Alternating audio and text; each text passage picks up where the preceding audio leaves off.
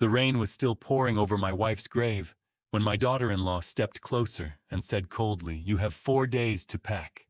The nursing home is already expecting you." My son lowered his eyes and said nothing. An hour later, I sat alone in my car, staring at the cemetery gates, when the pastor stepped to my car window and said quietly, "Don't go home tonight," he whispered. "Your wife left something for you." 20 minutes later, inside a quiet church, he placed an old Bible in my hands and a sealed envelope that made my blood run cold. "Thank you for choosing to spend this time with me." Before we dive in, leave a quick comment. Have you ever discovered a secret about someone you loved, yes or no? Your voice matters here. A brief disclaimer: certain details are fictionalized for reflection and storytelling. The message at its core is what I hope resonates with you.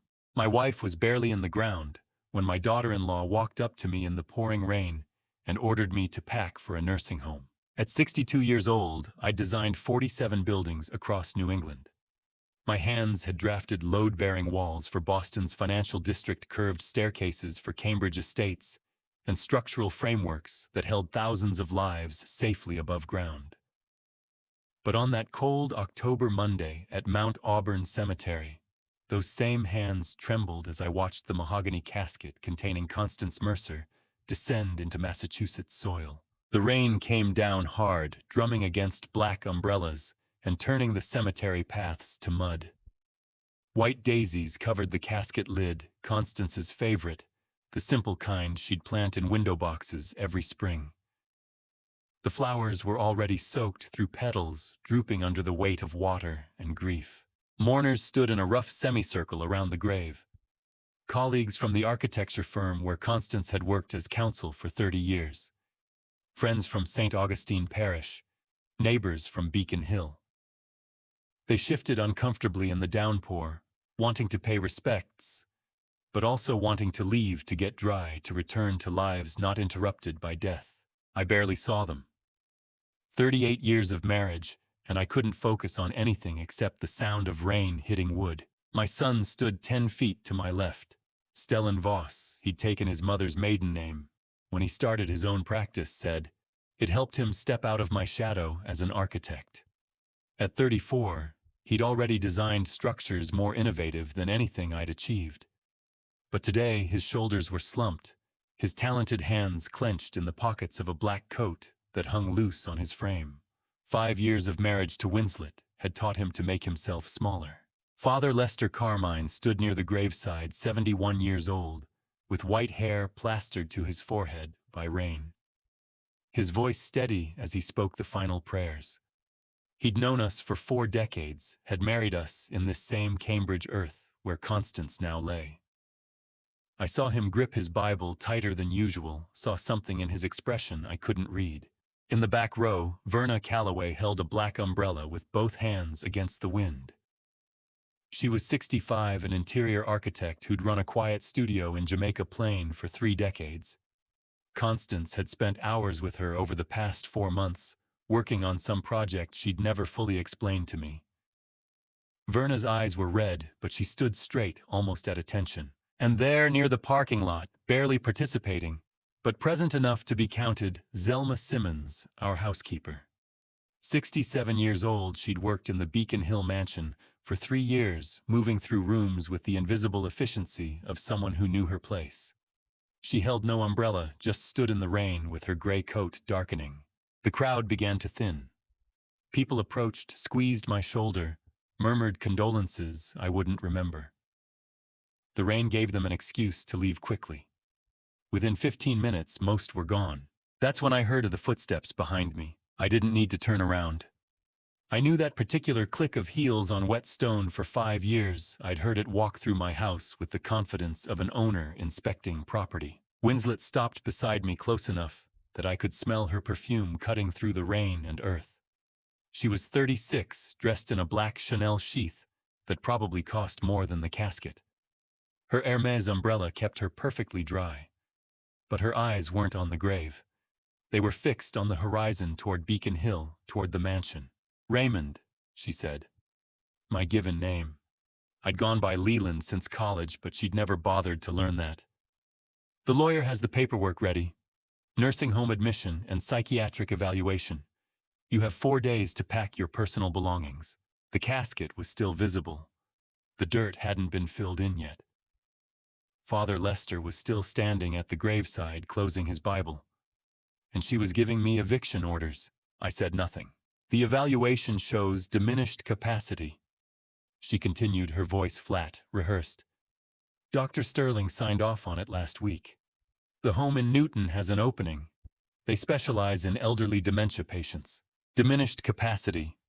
I'd retired at 60 from my firm, walked away while my mind was still sharp, because Constance and I had planned to travel. We'd made it to one trip, Ireland, the country of her grandmother's birth. Then the cancer diagnosis came and travel stopped being possible. Stellan and I need the house, Winslet said. The Beacon Hill property is wasted on one person. We have plans. I heard movement to my left. Stellan had heard her. I saw his fist clenched tighter in his pocket, saw his jaw work. But then Winslet glanced at him, just one sharp look, and he went still. Whatever words he'd considered died in his throat. 38 years.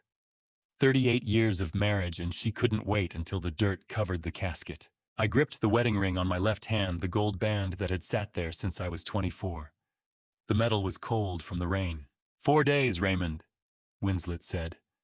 Then she turned and walked away, her heels clicking on stone. Her umbrella, a black dome, retreating toward the parking lot, where a car was already waiting. Stellan stood frozen for a moment longer, then followed her without looking at me. The rain kept falling. Father Lester remained by the grave watching. Verna hadn't moved from her position. Even Zelma was still there, standing in the downpour like she was waiting for something. I looked down at the casket, at the white daisies turning gray under the rain. Constance had taught me many things in 38 years. She'd taught me that the strongest structures don't fight the load, they distribute it. She'd taught me that patience isn't weakness, it's strategy. And she'd taught me that the truly strong don't need to speak first. They wait for the right moment. I didn't know yet that the right moment had already been prepared by Constance long ago. I didn't know that Father Lester was gripping his Bible so tightly, because inside it was a letter she'd made him swear to deliver. I didn't know that Verna had spent 4 months building something with Constance that would matter more than any architectural model I'd ever designed.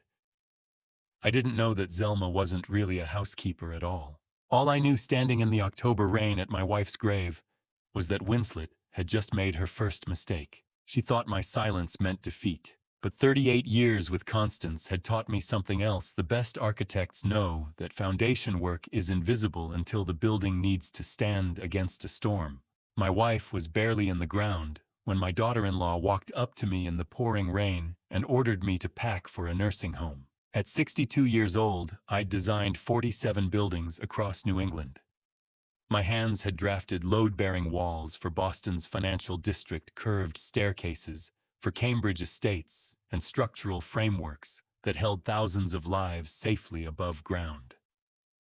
But on that cold October Monday at Mount Auburn Cemetery, those same hands trembled as I watched the mahogany casket containing Constance Mercer descend into Massachusetts soil. The rain came down hard, drumming against black umbrellas and turning the cemetery paths to mud. White daisies covered the casket lid, Constance's favorite, the simple kind she'd plant in window boxes every spring. The flowers were already soaked through petals, drooping under the weight of water and grief. Mourners stood in a rough semicircle around the grave. Colleagues from the architecture firm where Constance had worked as counsel for 30 years. Friends from St. Augustine Parish. Neighbors from Beacon Hill. They shifted uncomfortably in the downpour, wanting to pay respects, but also wanting to leave to get dry, to return to lives not interrupted by death. I barely saw them. 38 years of marriage, and I couldn't focus on anything except the sound of rain hitting wood. My son stood 10 feet to my left. Stellan Voss, he'd taken his mother's maiden name when he started his own practice, said it helped him step out of my shadow as an architect. At 34, he'd already designed structures more innovative than anything I'd achieved.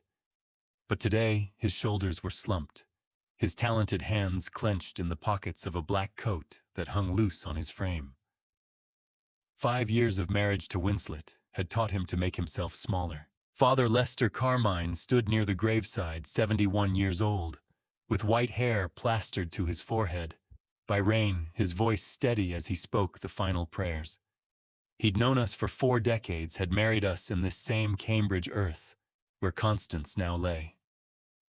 I saw him grip his Bible tighter than usual, saw something in his expression I couldn't read. In the back row, Verna Calloway held a black umbrella with both hands against the wind. She was 65, an interior architect who'd run a quiet studio in Jamaica Plain for 3 decades.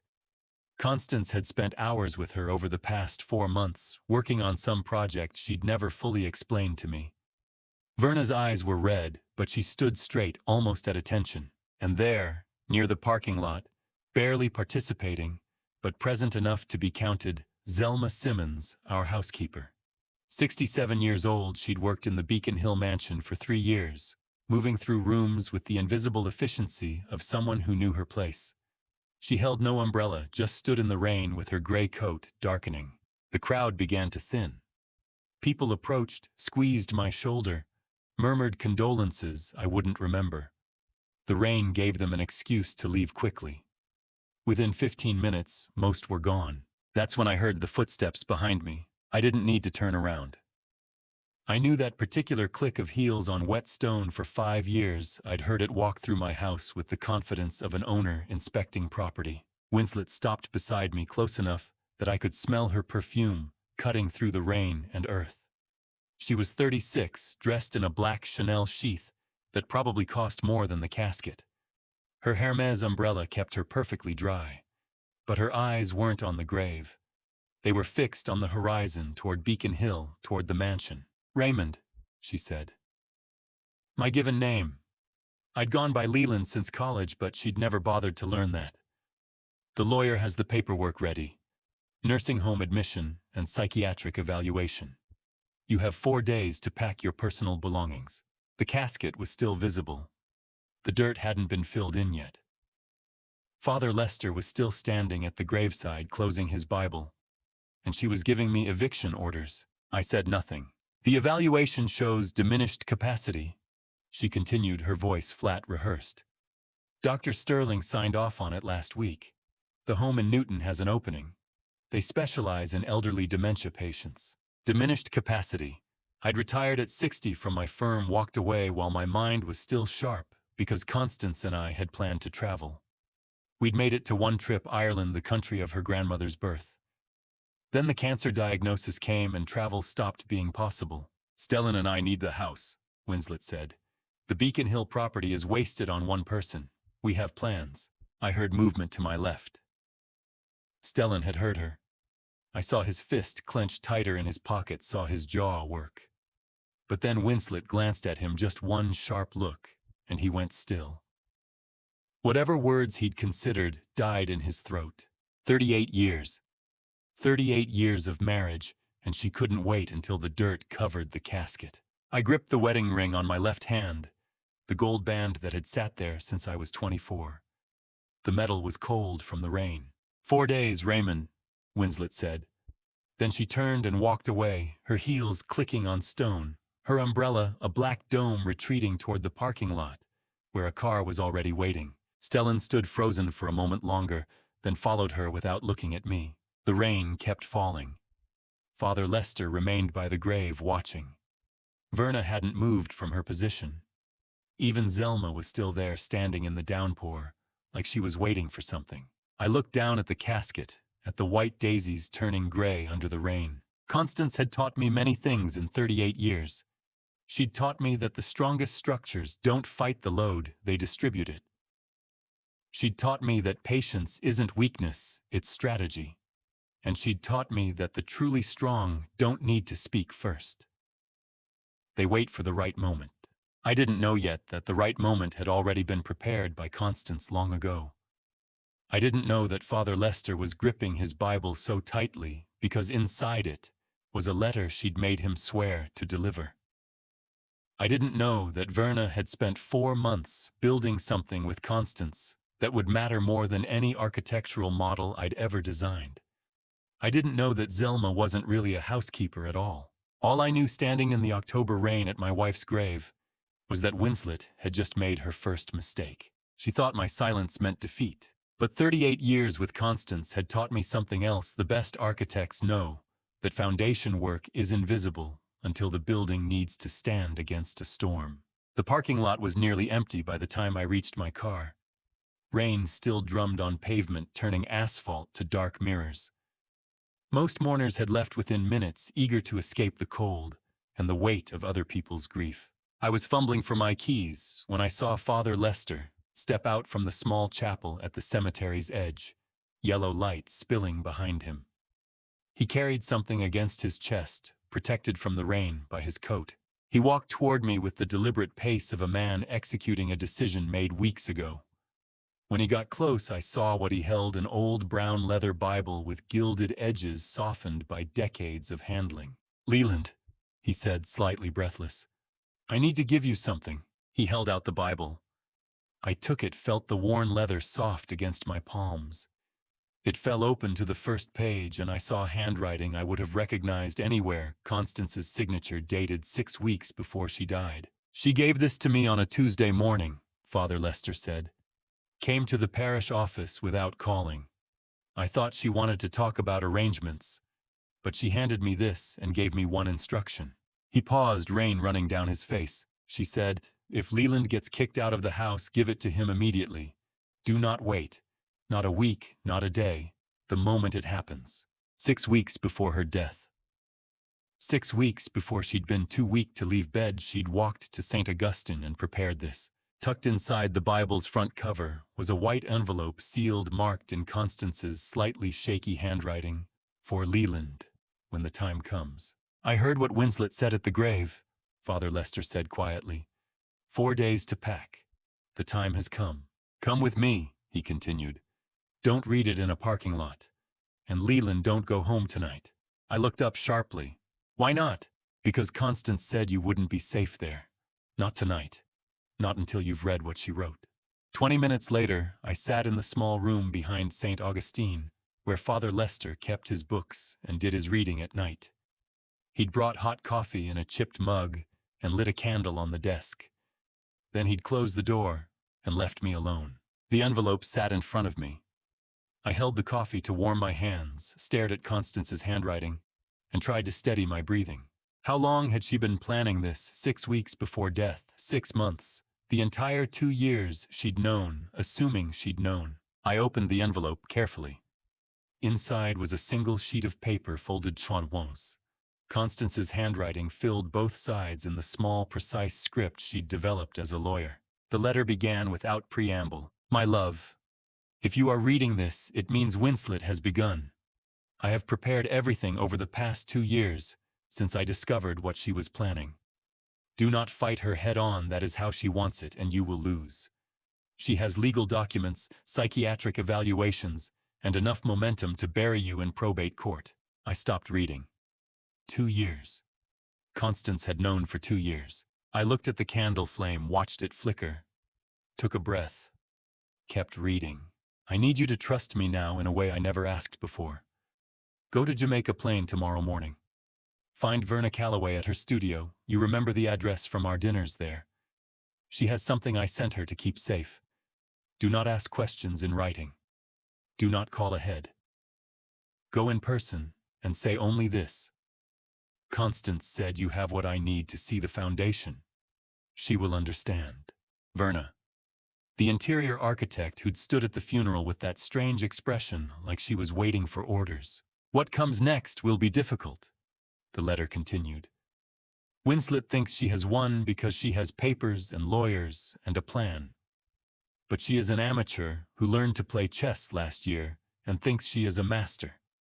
She does not understand that the real game started 2 years ago, and she has been walking into a structure I built specifically for her."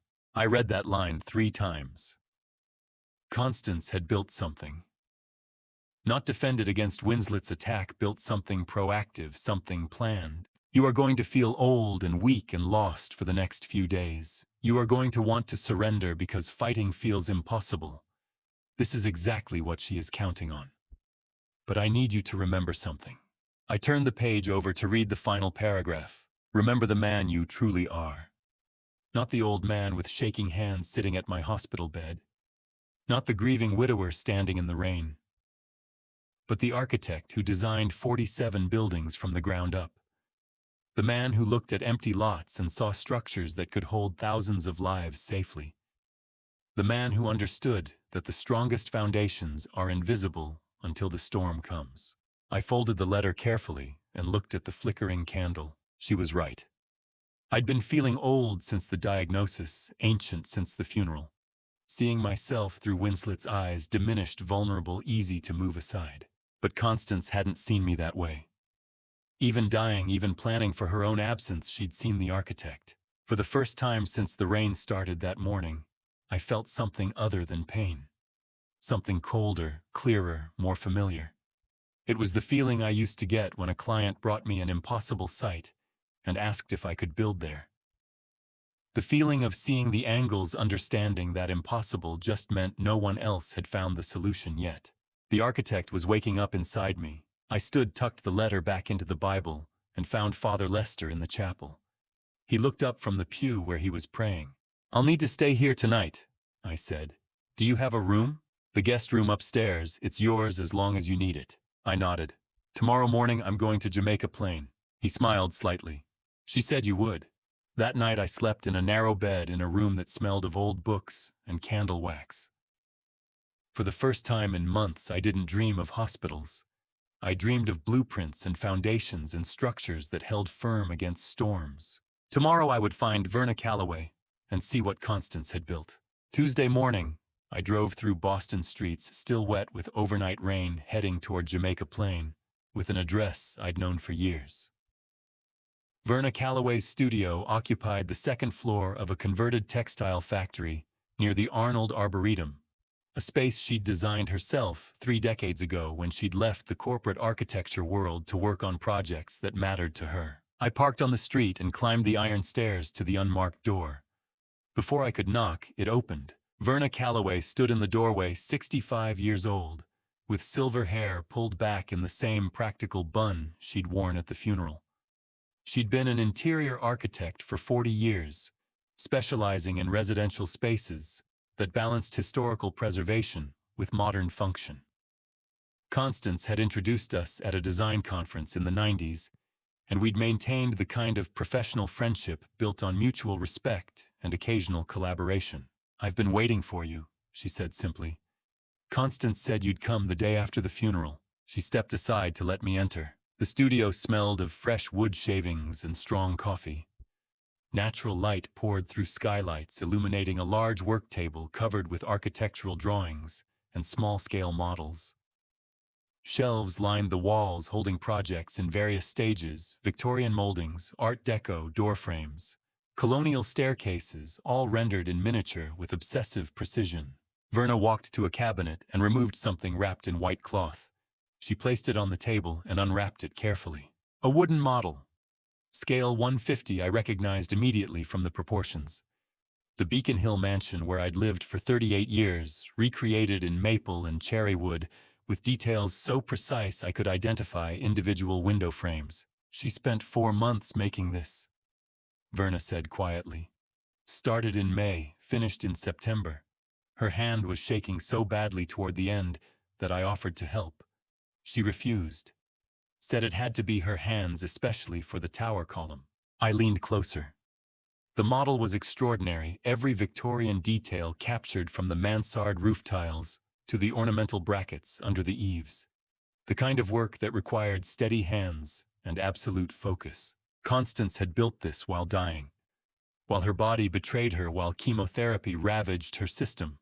She'd spent 4 months cutting wood to millimeter precision. "She wouldn't let me touch the tower column," Verna repeated. Insisted on doing it herself, even when her hands were shaking so badly she could barely hold the knife. I looked at the small wooden column supporting the model's northeast tower. The architectural feature I'd added during the 1998 renovation, my signature detail that distributed the load from the third-floor addition. The column in the model was beautiful, perfectly scaled, but something was wrong. My architect's eye caught it immediately. The angle was off. Not by much, maybe 1 millimeter at this scale, but enough that the load distribution wouldn't work in reality. Constance knew better. She'd reviewed every one of my structural drawings for 30 years. This wasn't a mistake. It was a signal. She said you'd see it, Verna said, watching my face. Said an architect would know immediately when something was intentionally wrong. I reached for the column carefully. It moved slightly under my touch, not fixed in place like the others. Counterclockwise, Verna said. 3 full turns. I turned the column once, twice, 3 times.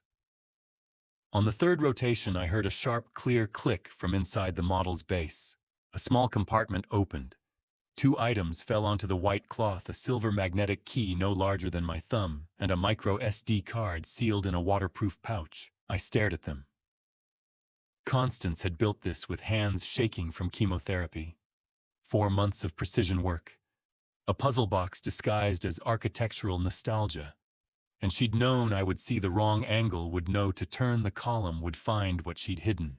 My wife was dying, and she was building me a key.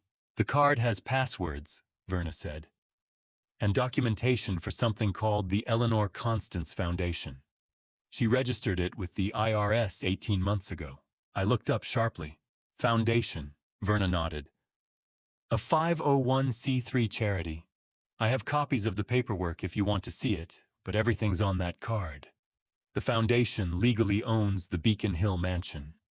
Has owned it for 18 months. Transfer was notarized, witnessed by 2 attorneys, accompanied by a psychiatric legal capacity certificate, signed by 3 independent physicians. The room seemed to tilt slightly. She also had me design something, Verna continued. 18 months ago, she came here with blueprints of your house and asked me to design a private reading room behind the library wall. Showed me the structural drawings, asked where we could build a hidden space without compromising the load-bearing walls. I drew up plans. She hired contractors I'd never met to do the installation while you were traveling for that conference in Philadelphia. Spring of last year. I'd been gone for 5 days presenting a paper on adaptive reuse of historical structures. The magnetic key opens the wall panel, Verna said. She didn't tell me what she planned to put in the room, just that you'd need to access it after she was gone. I picked up the tiny silver key, felt its weight in my palm, held the micro SD card up to the light. Eleanor Constance Foundation. Her full name. A 501c3 charity registered with the IRS 18 months before her death. Legal ownership of the mansion transferred with psychiatric certification that made it unassailable in court. Winslet had legal documents, nursing home admission papers, psychiatric evaluation claiming I had diminished capacity. But Constance had built an entire legal architecture while dying, while her hands shook so badly she could barely hold a carving knife. She'd registered a charity, transferred property, designed a hidden room, and encoded it all in a wooden model only an architect would understand. No one can sell what they don't own, I said quietly. Verna smiled slightly. That's exactly what she said when she signed the transfer papers. I looked at the 2 small items in my palm, a magnetic key and a memory card containing passwords to a foundation I'd never known existed. Constance hadn't just prepared a letter or hidden some files.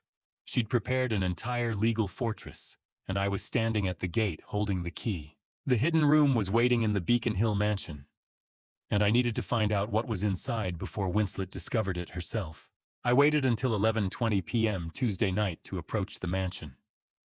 Late enough that the neighboring Beacon Hill houses had gone dark, early enough that a man walking up the back alley wouldn't draw police attention.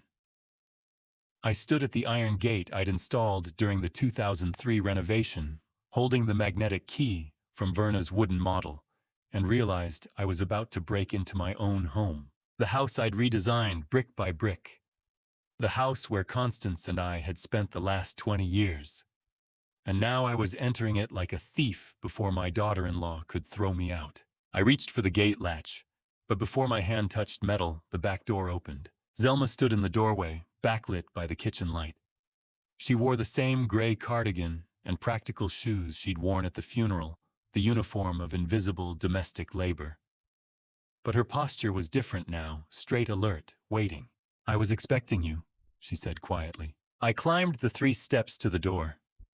Zelma Simmons had worked in this house for 3 years, hired shortly after Constance's diagnosis.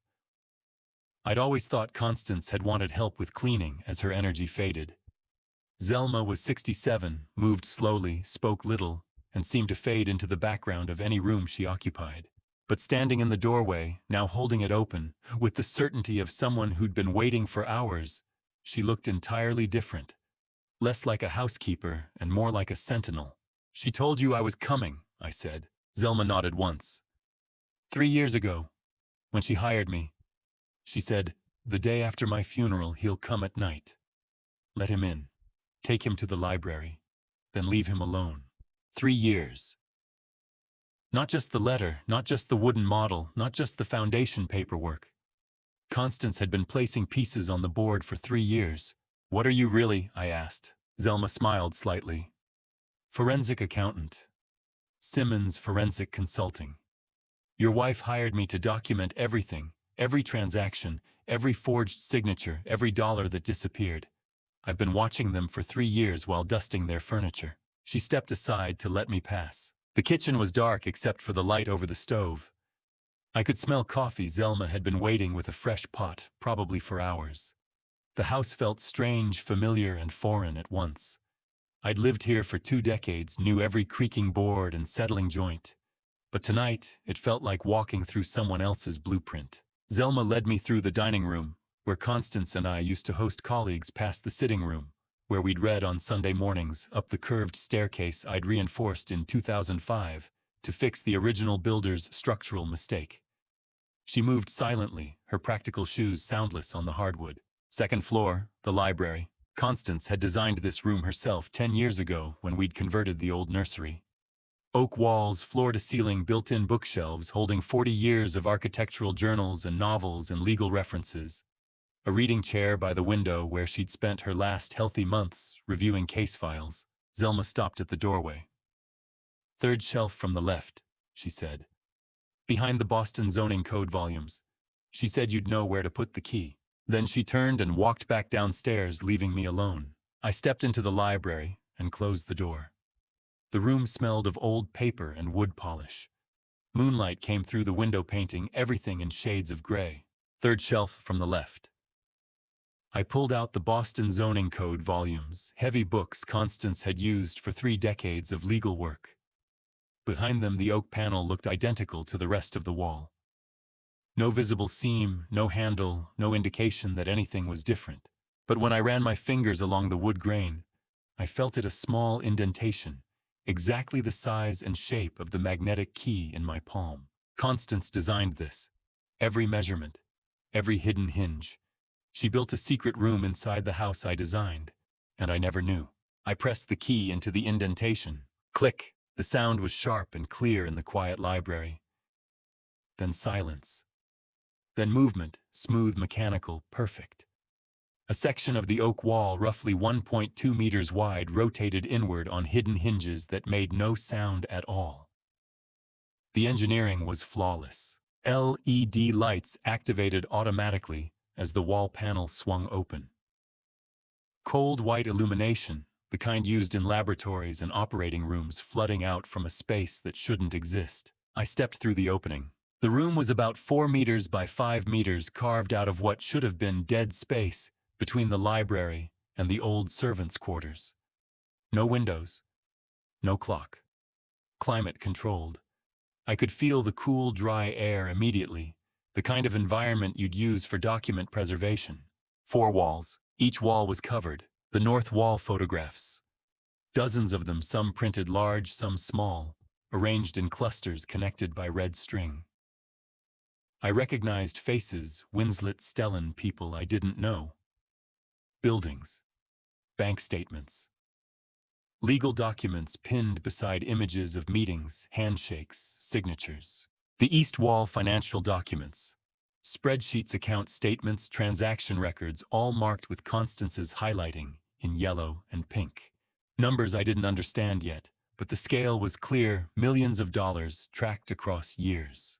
The South Wall legal filings, court documents, property records, and corporation papers, all organized chronologically, with red string mapping connections between companies, properties, people. The West Wall timeline, a single red line running left to right, marked with dates going back 3 years. Above the line, events. Below the line, evidence references. The whole thing read like a project schedule, the kind I used to make for construction jobs, except this project was documenting a crime. I stood in the center of the room and turned slowly, taking it all in. Constance had built this. Not a reading room, not a safe space. This was a war room, an investigation headquarters, the kind of space law enforcement would use to map a conspiracy. And she'd built it alone in secret while dying in the house where the conspirators lived. My chest felt tight. I couldn't get enough air.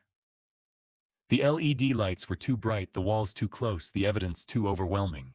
4 walls. Each one a layer of what Constance had discovered. Each one a piece of the trap she'd built. I stepped deeper into the room, and the LED lights cast everything in cold white clarity. This wasn't a reading room.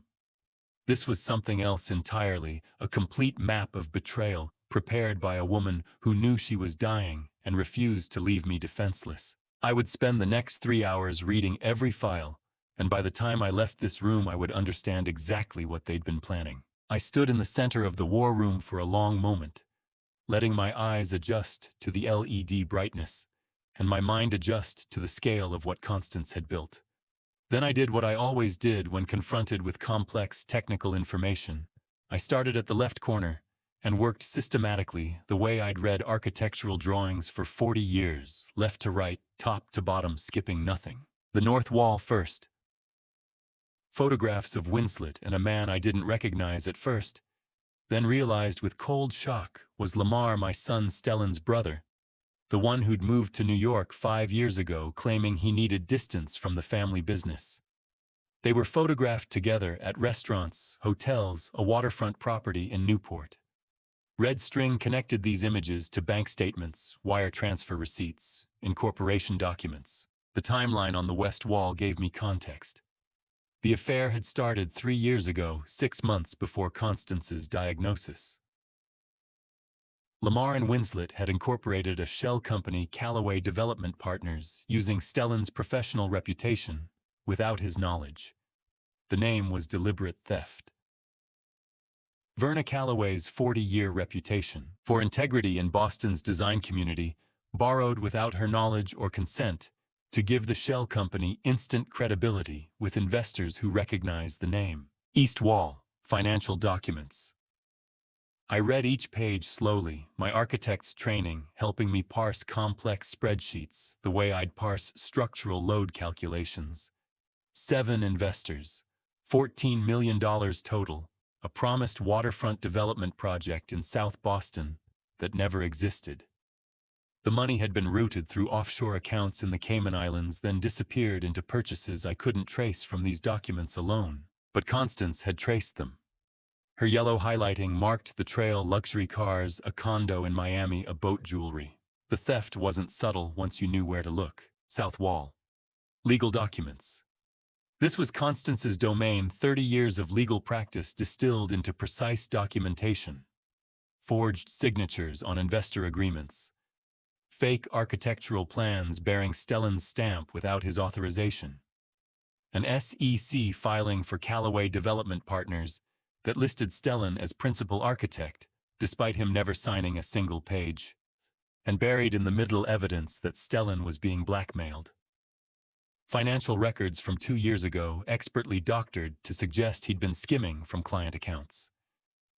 The threat was clear: cooperate or face criminal charges. But Constance had prepared a rebuttal file for everything. Original bank statements proving the doctored ones were fake. Forensic analysis of the forged documents. Timeline evidence showing Stellan was out of the country when the alleged transactions occurred. She'd built a complete defense for her son while he was still trapped. $14 million. 7 people who'd trusted the Callaway name. Stellan's reputation being used as bait. And Constance had seen it all documented, every lie, every forged signature, every stolen dollar. I spent 3 hours in that room. By the time I finished reading, it was past midnight, close to 1:30 in the morning. And I understood exactly why Constance had spent her final months building this archive instead of resting. This wasn't just about protecting me from eviction. This was about stopping a federal crime and saving our son. I turned off the LED lights, closed the wall panel with the magnetic key, replaced the zoning code books on the shelf, and left the mansion in the dark. Zelma was gone. The house was silent. I walked out the back door into the cold October night with Constance's voice in my head. Remember the man you truly are. Wednesday morning, my phone vibrated at 6:47 a.m. Unknown number, text message, old spot, 7 o'clock. I stared at the screen. Stellan and I hadn't used that code in 15 years, shorthand we'd developed when he was in high school, and wanted to talk without his mother overhearing. The old spot meant the South End coffee shop where I used to take him for breakfast before school. I arrived at 10 minutes to 7. The coffee shop was nearly empty, morning commuters not yet flooding in. Stellan sat at the back table exactly where we used to sit, 2 cups of coffee already waiting. He looked exhausted. Dark circles under his eyes. Unshaved. But his posture was different than at the funeral, straight, alert, focused. Mom told me about the room, he said quietly as I sat down. 3 weeks before she died. Didn't let me enter. Said it wasn't time yet. But she told me you'd find it Tuesday night. I wrapped my hands around the hot coffee cup. You knew. I knew there was a plan. I didn't know the details. She said you needed to see the evidence first, understand the scope before we could coordinate. Coordinate, I repeated. Stellan pulled a small hard drive from his jacket pocket and placed it on the table. I've been gathering my own evidence for 6 months. Installed 3 hidden cameras in my office. Every call Winslet made with Lamar in there I recorded. 120 hours total. I've marked the segments by topic: financial planning, investor calls, forged document discussions. I looked at the hard drive. My son had been fighting back the entire time. She thinks I'm weak, Stellan said. Thinks the blackmail worked. I let her think that. Better to be underestimated than blocked. He pushed the hard drive across the table toward me. There's something else, he said. Winslet suspects someone's been tracking her movements. She asked Zelma yesterday if anyone had entered the house Monday night. Zelma said no, but Winslet didn't believe her. She's installing 6 cameras in the mansion this morning at 9 a.m. Front door, back door, library, kitchen, your bedroom, her office. My chest tightened. This morning. You have maybe an hour if you need to go back to that room. After 9, every entry will be recorded. I looked at my watch. 7:15. An hour and 45 minutes. Stellan leaned forward. The signing contract is scheduled for Saturday. That's when she plans to finalize everything. House transfer, my forced partnership signature on the development deal, the whole package. How many days do you have left? I calculated. Wednesday to Saturday. 3 days. Stellan nodded slowly. Is it enough? I thought of the war room in the library. Constance's letter. Verna's wooden model. Zelma's 3-year surveillance. The Eleanor Constance Foundation. The magnetic key in my pocket. My wife had built all of this while dying, had placed every piece with precision, had believed 3 days would be enough. Your mother thinks it's enough, I said. I believe your mother. Stellan's expression didn't change, but something shifted in his eyes. Relief, maybe. Or determination. Then we'd better start, he said. I left the coffee shop and drove back to St. Augustine, the hard drive Stellan had given me secure in my jacket pocket. 3 days. The number kept repeating in my head like a countdown timer. I'd just climbed the stairs to the small room Father Lester had lent me when my phone vibrated. Not a call. A text.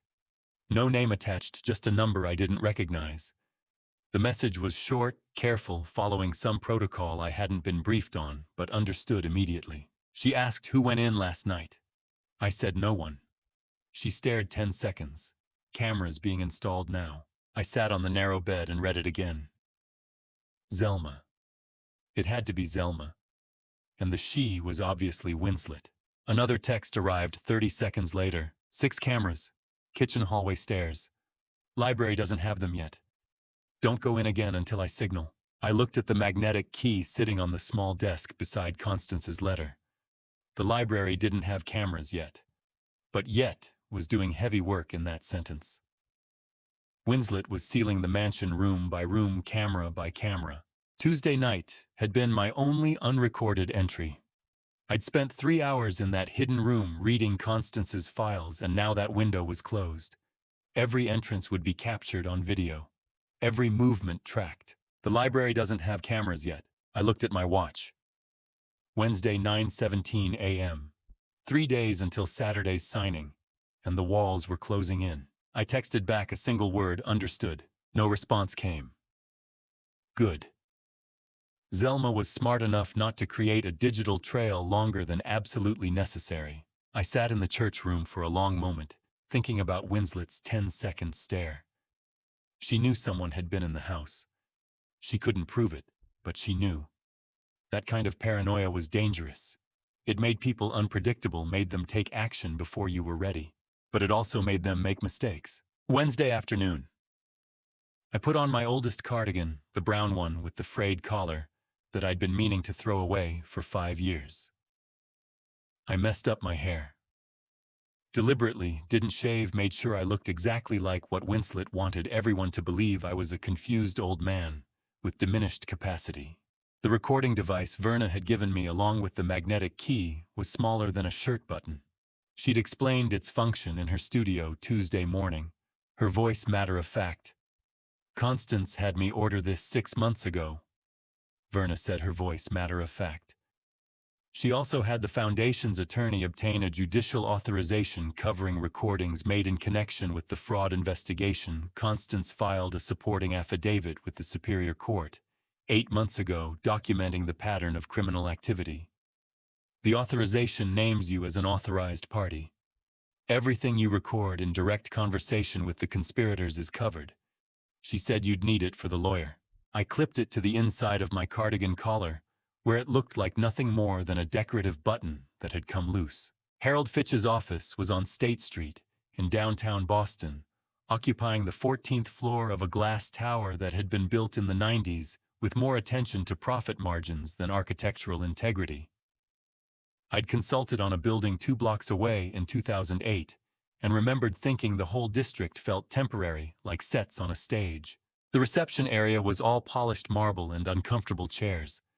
A young woman at the desk looked up when I entered, her expression shifting quickly from professional welcome to barely concealed pity when she saw my frayed cardigan and confused expression. "Can I help you?" she asked, speaking slightly louder than necessary, the way people do when they assume you're hard of hearing. "I'm looking for Mr. Fitch," I said, letting my voice shake slightly. "My daughter-in-law said he could help me with some papers about my house." Harold Fitch appeared 15 minutes later, a man in his 50s wearing an expensive gray vest and the kind of smile that never reached his eyes. He'd made a career, I suspected, helping wealthy people move money around in ways that were technically legal but morally questionable. "Mr. Mercer," he said, extending his hand, "please come to my office." His office had floor-to-ceiling windows overlooking Boston Harbor. Expensive desk, expensive chair, expensive art on the walls that he probably didn't understand but had been told to buy. He gestured for me to sit, then settled behind his desk with the posture of someone who enjoyed the height advantage. "Now," he said, speaking slowly and clearly, "your daughter-in-law explained that we're helping you transition to assisted living, a very sensible decision at your age." I nodded, hands trembling slightly on my lap. Not all of the trembling was performance. "The house sale is already arranged," Fitch continued, pulling out a folder. "The buyer has been identified as Mr. Lamar Mercer. The price is $7.2 million, which I'm sure you'll find very fair given current market conditions." $7.2 million. For a house worth at least $8.5 million. Lamar, my own son, buying the family home at nearly $1.5 million below market value. "That seems like a lot of money," I said, maintaining the confused elderly act. Fitch smiled indulgently. "It is a substantial sum. The proceeds will be managed through a trust to pay for your care facility. Very sensible arrangement. I let him explain for another 10 minutes how the trust would work, how the money would be distributed, how I wouldn't need to worry about anything. He was explaining with remarkable thoroughness exactly how they planned to steal my house and hide the money. The recording device at my collar captured every word. I'm still a bit confused, I said finally. Where do I go to ask more questions? Do you have a simpler office? Fitch's smile became slightly strained. Mr. Mercer, if you need assistance with basic banking, the retail branch is 3 blocks down Milk Street. This office handles corporate transactions. He thinks I'm deaf and stupid, I thought. Good. Let him think that. I stood slowly fumbling with my cardigan buttons. Thank you for your time, Mr. Fitch. You've been very helpful. Of course, he said, already turning back to his computer, dismissing me. I walked out of his glass office with the entire confession recorded in the small device at my collar. $7.2 million for an $8.5 million house. Buyer Lamar Mercer. Seller's lawyer explaining asset siphoning, with patient condescension, to the man being robbed. Winslet thought she was sealing the mansion against me. But I had just walked out of her own lawyer's office with evidence she didn't know existed. Still, the text from Zelma echoed in my mind.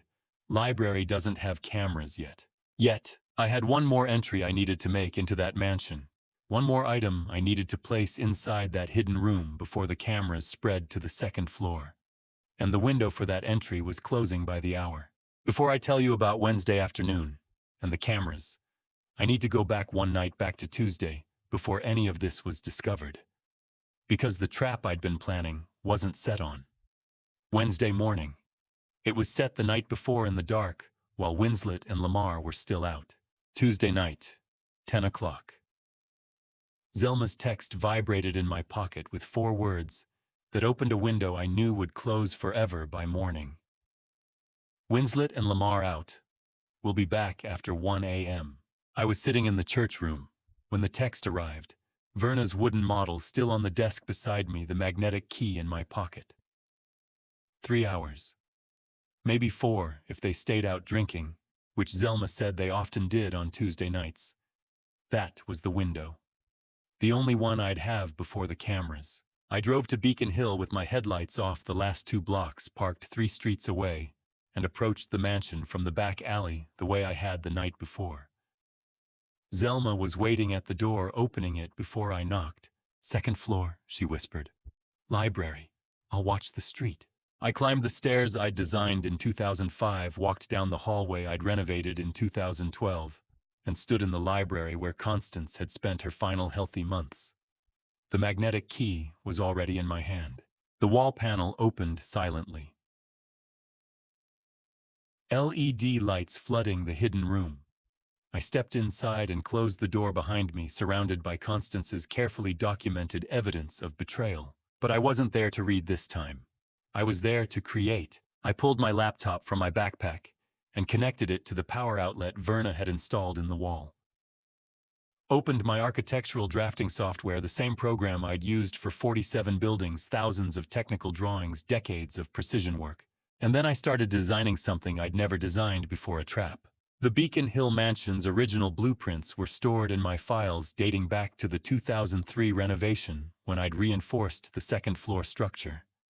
I opened them and began making modifications. Careful modifications.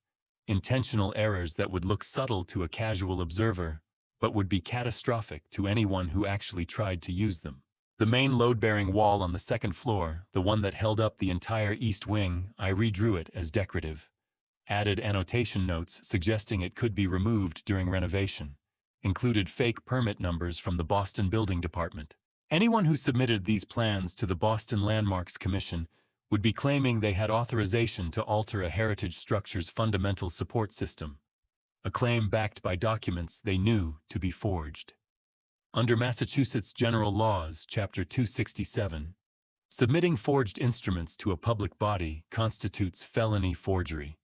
And if they forged the foundation's authorization seal alongside it, that was a second separate felony count, 1 for each fraudulent document filed. I worked for 2 hours, my hands steady on the keyboard, Despite the absurdity of what I was doing, Constance designed this room. I designed the trap.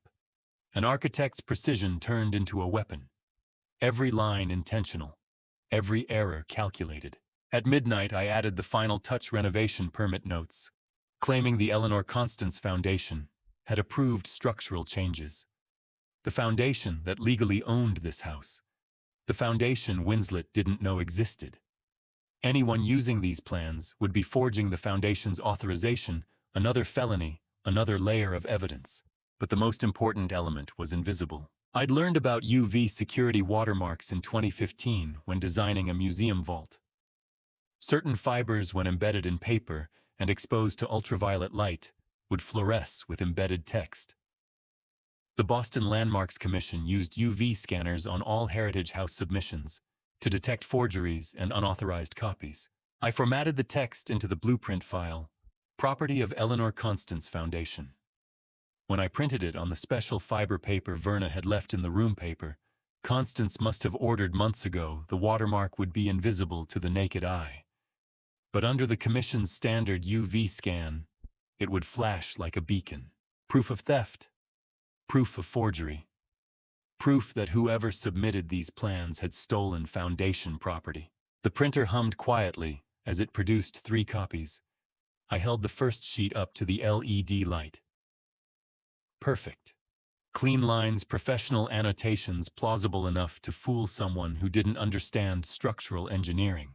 Deadly enough to destroy anyone who tried to use it. I placed all 3 copies in a red folder, the kind Constance used to use for important client files. Then I positioned it carefully on the shelf, behind the second row of books from the right, with one corner deliberately exposed. Not obviously visible, not hidden either. Exactly the right amount of temptation for someone snooping through a room they thought was secret. The red folder sat there like bait in a spring trap, visible enough to tempt, hidden enough to feel like discovery. I looked around the room one last time. Constance's evidence on the walls, photographs, financial documents, legal filings, timeline. And now my contribution, 3 sheets of paper that would turn into a felony charge the moment someone tried to use them. My phone showed 1:47 a.m. I'd been in the house for nearly 4 hours. Zelma's text said they'd be back after 1. I needed to leave. I closed the wall panel with the magnetic key, replaced the zoning code books, made sure the library looked exactly as I'd found it. Then I descended the stairs silently and found Zelma waiting in the kitchen. "They're not back yet," she whispered, "but soon. Go." I left through the back door, locking it with the key Constance had left behind. The October night was cold, the streets empty. I walked to my car 3 blocks away and sat in the driver's seat for a moment, looking back at the mansion's dark windows. 7 hours from now, Winslet would install cameras. 6 cameras. Zelma would text me tomorrow morning. Kitchen, hallway, stairs. But the library wouldn't have them yet. And even when it did, it wouldn't matter. The red folder was already in position. The trap was set. All it needed now was greedy hands to find it. I drove back to St. Augustine as the city slept, the laptop secure in my backpack, the blueprint file deleted from my computer, but alive, in that red folder, waiting in the hidden room. Constance had built the foundation. Verna had built the room. Zelma had built the surveillance. And I had just built the trap that would make Winslet destroy herself. 2 nights from now, on Thursday, those greedy hands would find that red folder. Motion sensors I didn't even know existed would trigger. Video would upload to a cloud system Constance had prepared months ago, and Winslet would think she'd discovered my secrets, never realizing she'd just committed her first provable felony on camera. Thursday night, I was reading Stellan's transcripts when my phone vibrated with an automatic notification. Motion detected, library, 11:47 p.m. I stared at the screen. A cloud system I hadn't known existed sending alerts about my own house.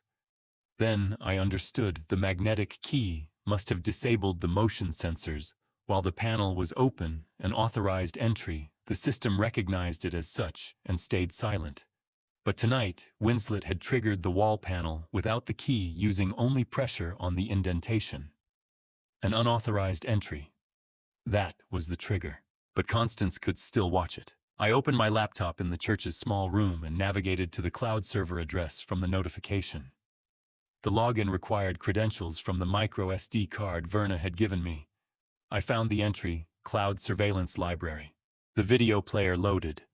Timestamp Thursday, 11:47 p.m. Live feed from a camera positioned high in the library, giving a clear view of the oak wall, the bookshelves, the reading chair, motion sensors, auto upload. Constance had installed this probably when Verna designed the hidden room. She'd planned for this exact scenario, Winslet discovering the room while I was miles away, unable to stop it, but able to record everything. I clicked the archived footage and watched from the beginning. 11:43 p.m. Two men in work clothes entered carrying tools. Winslet followed, pointing at the built-in bookshelves. She wanted them to check behind the shelves, probably looking for hidden valuables before the sale. The workers began removing books from the third shelf, exactly where the magnetic key access point was hidden. One ran his hands along the wall, feeling for hollow spaces. Then his fingers found the small indentation behind the zoning code volumes. He pressed it. Click. That sharp mechanical sound. But the worker hadn't used a key, he'd just pressed the indentation with enough force to trigger the mechanism. The wall panel rotated inward. LED lights flooded on. The workers stepped back, startled. Winslet stood frozen, staring. 30 seconds passed. I counted them on the timestamp before she moved. Then she exploded into action. Grabbed both workers, pulled them toward the door, her mouth moving rapidly. Firing them, getting them out before they could see more. The library door slammed. She locked it from inside. For a long moment, she stood with her back against the door, breathing hard, staring at the open wall panel. Then she pulled out her phone and made a call. Constance installed motion sensors, cloud auto upload. She saw this moment 2 years ago when she was dying. She prepared for it. Every contingency, every betrayal, even the workers accidentally triggering the mechanism. The video continued. Winslet ended her call and walked toward the hidden room. The moment she crossed the threshold, a small red light appeared in the corner, recording activated by motion sensor. She moved along the walls, reading files, pulling down photographs, her face shifting from curiosity to shock to fear. Then she stopped, pulled out her phone, sent a text. 20 minutes later, timestamp 12:14 a.m. Friday, the library door opened again. A man entered, tall, well-dressed even at midnight, moving with casual confidence. Lamar. My son. Stellan's brother. The one who'd left for New York 5 years ago and come back to steal everything. I hadn't seen him since Constance's diagnosis. On video he looked older, harder, 44, now wearing a velvet dinner jacket. He followed Winslet into the hidden room. They began searching systematically. Winslet pointing, Lamar pulling down files, looking for something they could use against me. Then Lamar found the red folder. He pulled it from behind the second shelf, held it up. Even on grainy video I could see him smile. He opened it, looked at the blueprints inside. Winslet leaned over his shoulder reading, started nodding, excited. Lamar's mouth moved. I couldn't hear words, but I could imagine them. Evidence he altered the heritage house. Illegal renovation. He loses ownership. Perfect. Exactly what I'd designed the trap to suggest. Winslet took the red folder from Lamar's hands, held it close like a trophy. They talked for another minute, then left the hidden room, quickly leaving the wall panel open, books scattered. The camera continued recording the empty room. I scrolled back to the moment Winslet had picked up the folder. Frame by frame. There when she'd held it close under the LED lights. 1 second, maybe less, a flash across the paper. Letters appearing in bright white, property of Eleanor Constance Foundation. The UV watermark. Invisible under normal light. But climate-controlled archival rooms, the kind used for long-term document preservation, are standard fitted with broad-spectrum LED systems that include a low-level UV component to detect paper degradation and authenticate document fibers. Constance had specified archival-grade lighting when she designed the room. The camera had captured exactly what that lighting was designed to reveal. Winslet had missed it completely. Too focused on the content, too excited by what she thought she'd found. But the video hadn't missed it. The camera had recorded that 1-second flash perfectly. Permanent proof that the document she'd stolen belonged to the foundation. Proof she'd taken it from a room she had no legal right to enter. Theft, trespass, all documented. I leaned back in the church room chair and closed my laptop. Outside the window, Boston was dark and cold, the October night pressing against the glass. I thought of Constance sitting in that hidden room, with hands shaking from chemotherapy, building the wooden model meticulous to every millimeter, planting motion sensors I'd never known existed, anticipating this exact moment. She'd seen Winslet's greed, seen Lamar's arrogance, seen the trap closing before they'd even known it existed. She'd seen all of it beforehand. Even the red folder. Even the look on Winslet's face when she'd picked it up thinking she'd won. And now I had it all on video. Workers triggering the wall. Winslet firing them to hide the discovery. Lamar arriving at midnight. Both of them ransacking the room. The red folder taken. The UV watermark flashing for 1 second that would prove everything. Tomorrow morning, I would take the next step. But tonight, I sat in the quiet room and felt something I hadn't felt since the funeral.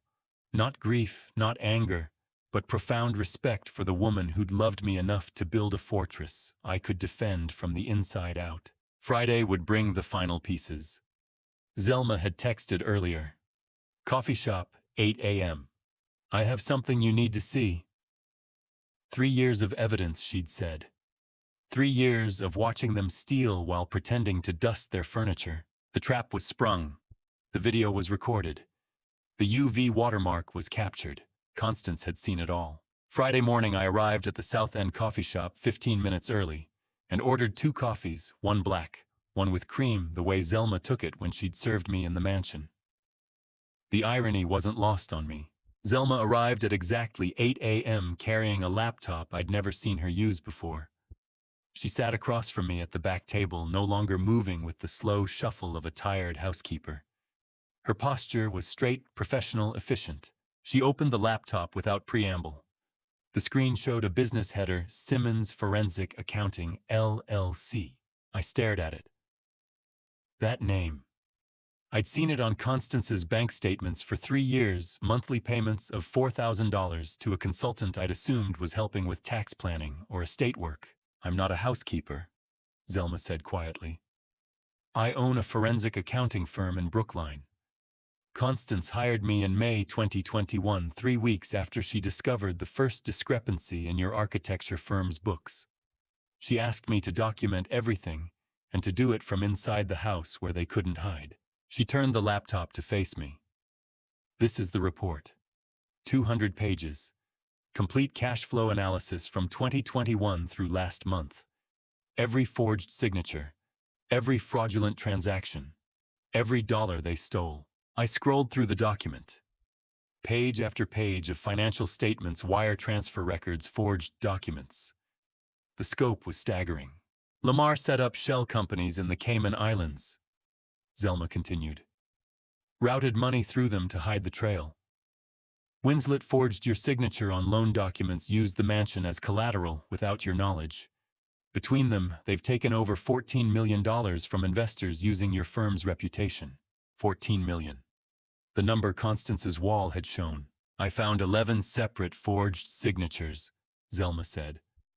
Driver's license applications, bank documents, the nursing home commitment form, all Winslet's work, all prosecutable under Massachusetts General Laws, Chapter 266, aggravated identity theft and forgery.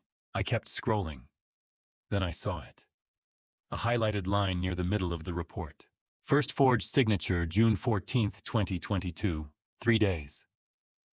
3 days after Constance's oncologist had confirmed stage 3 diagnosis.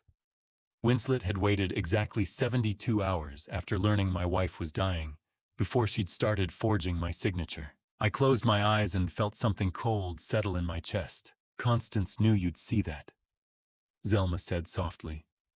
She knew you'd need to understand the timing, that it wasn't random, that Winslet had been planning this, waiting for the diagnosis, ready to execute the moment Constance became too weak to stop it. Zelma pulled a USB drive from her pocket and placed it on the table. Everything's on here. The report, the source documents my testimony notes. It's enough for criminal prosecution. State charges minimum. I picked up the drive. It was surprisingly heavy for something so small. There's one more thing you need to do, Zelma said. You need to take this to the district attorney. Today, Friday afternoon at 2 p.m. I stood outside the Suffolk County DA's office at 1 Bullfinch Place, 3 blocks from Government Center. I was wearing my navy suit for the first time since the funeral, the one I used to wear for important client presentations, back when I was still working. The suit felt strange after 2 weeks of old cardigans and grief. I carried a leather portfolio containing Zelma's forensic report. Stellan's hard drive, with 120 hours of recordings, the cloud video of Winslet stealing the trap blueprint, and the recording device from Harold Fitch's office. Assistant District Attorney Ramona Vale met me in a 7th-floor conference room. She was in her mid-40s, sharp-eyed with the kind of focused intensity that comes from prosecuting financial crimes for 20 years. Her reputation preceded her. She'd put away 3 state senators and a bank CEO in the past decade. I spread the evidence across the conference table. She picked up Zelma's report, first flipping through pages with increasing speed. Simmons Forensic, she said. I know their work. Best in the state. If they documented it, it happened. She spent 40 minutes reviewing everything. The forensic report. Stellan's recordings. The cloud video showing Winslet and Lamar in the hidden room. The Fitch recording. Finally, she looked up. Best file I've seen this year. Your wife's hand is in every page of this. She built you a prosecution case most DAs would kill for. She picked up her phone and made a call. Forrest, it's Ramona. I'm sending over the Mercer case. Federal wire fraud securities violations. Yes, that one. You'll want to see this. She hung up and looked at me. We're splitting this. Suffolk County will handle your daughter-in-law state charges for forgery under Chapter 266, identity theft fraud. The feds will take your son. Wire fraud under 18 U.S.C. 1343 securities fraud. A USA Morrison is already briefed. How long? I asked. 24 hours for the warrants. Judge Kerrigan will sign by Saturday morning. We'll coordinate the arrests for Saturday afternoon. She paused. But there's one condition. We need Winslet to present that blueprint herself in front of witnesses. Don't warn her. Let her bring it to the signing ceremony Saturday and use it as evidence against you. The moment she places stolen foundation property on a table in front of officers of the court and claims it as authentic, that's a separate felony committed in real time. No plea deals. You want her to incriminate herself, I said. In front of 12 witnesses, Ramona said. That's airtight. I stood and shook her hand. She gave me her business card. Your wife was a remarkable woman, she said. She built you a fortress. I walked out of the DA office into Friday afternoon sunlight carrying nothing but Ramona's business card with her direct line. 24 hours. One more day of watching Winslet walk free, believing she'd won, preparing to walk into the trap that would destroy her. The warrant waited unsigned in a prosecutor's desk drawer, and I had to watch my daughter-in-law commit one final crime before the trap could close completely. I couldn't just wait. The DA had given me 72 hours, but waiting had never been my strength. Friday morning I put on my oldest cardigan, the brown one I'd worn to Fitch's office, and drove to First Commonwealth Bank on Boylston Street. I shuffled through the revolving door, like a man who'd forgotten why he came, let my shoulders slump, made sure my hair looked uncombed. An elderly customer confused about basic banking, exactly what they'd expect to see. The lobby was marble and brass, designed in the 90s to impress rather than welcome. A young woman at the reception desk looked up as I approached. I'd like to speak with someone about my savings account, I said, letting my voice waver slightly. She smiled with practiced patience. Of course, sir. Let me find someone to help you. 5 minutes later, a man in his mid-50s emerged from a glass office. Ulrich Hale, according to the nameplate. Senior Director. Silver wire-rim glasses, expensive suit. The kind of polished condescension that comes from 20 years of managing other people's money. Mr., he prompted. Mercer, I said. I'm a bit confused about interest rates and thought someone could explain. Sir, Hale interrupted gently. Perhaps you'd be more comfortable at one of our retail branches. They specialize in personal banking. This location handles corporate accounts and trusts. He was already turning away, dismissing me to return to more important clients. I'm here about the Eleanor Foundation account, I said. You hold the operating reserves, I believe. I wanted to discuss a transaction. Hale stopped, turned back slowly. His expression shifted from polite dismissal to sharp interest. The Eleanor Foundation, he repeated. That's right. I'm the board chairman. We're considering a debt acquisition, and I understand you manage the foundation's liquid assets. Hale's entire demeanor changed. Mr. Mercer, please come to my office. I apologize, I didn't realize you were with the foundation. His office overlooked the street, floor-to-ceiling windows, leather chairs. He pulled up the account on his computer, and I watched his eyebrows rise. The foundation holds $22 million in operating reserves, he said. A very substantial position. What kind of acquisition were you considering? Debt purchase, I said. There's a portfolio of bad debt across 3 Boston banks, First Commonwealth, State Street Trust, and Harbor Financial. Total approximately $6.2 million. The foundation charter includes provisions for debt acquisition as a protective measure for vulnerable populations. That last part was true.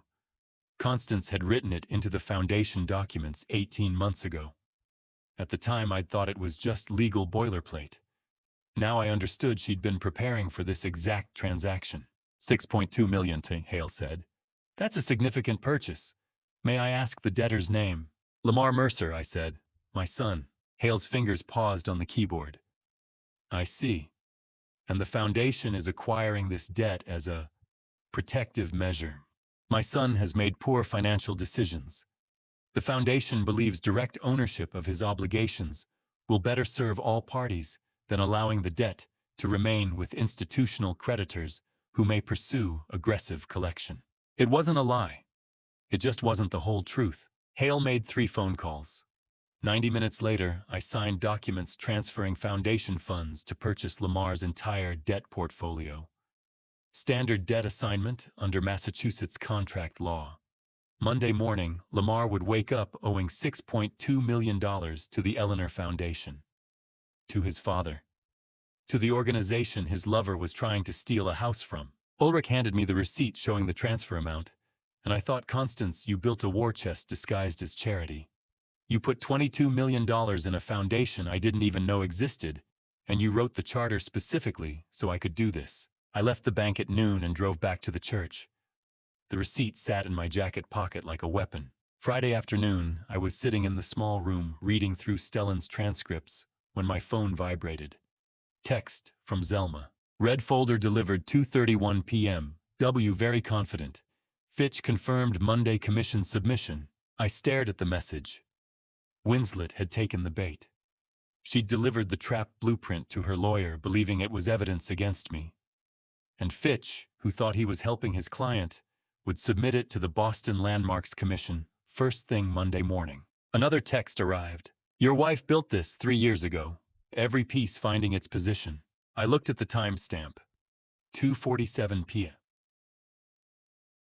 p.m. Friday. The warrant would be signed Saturday morning.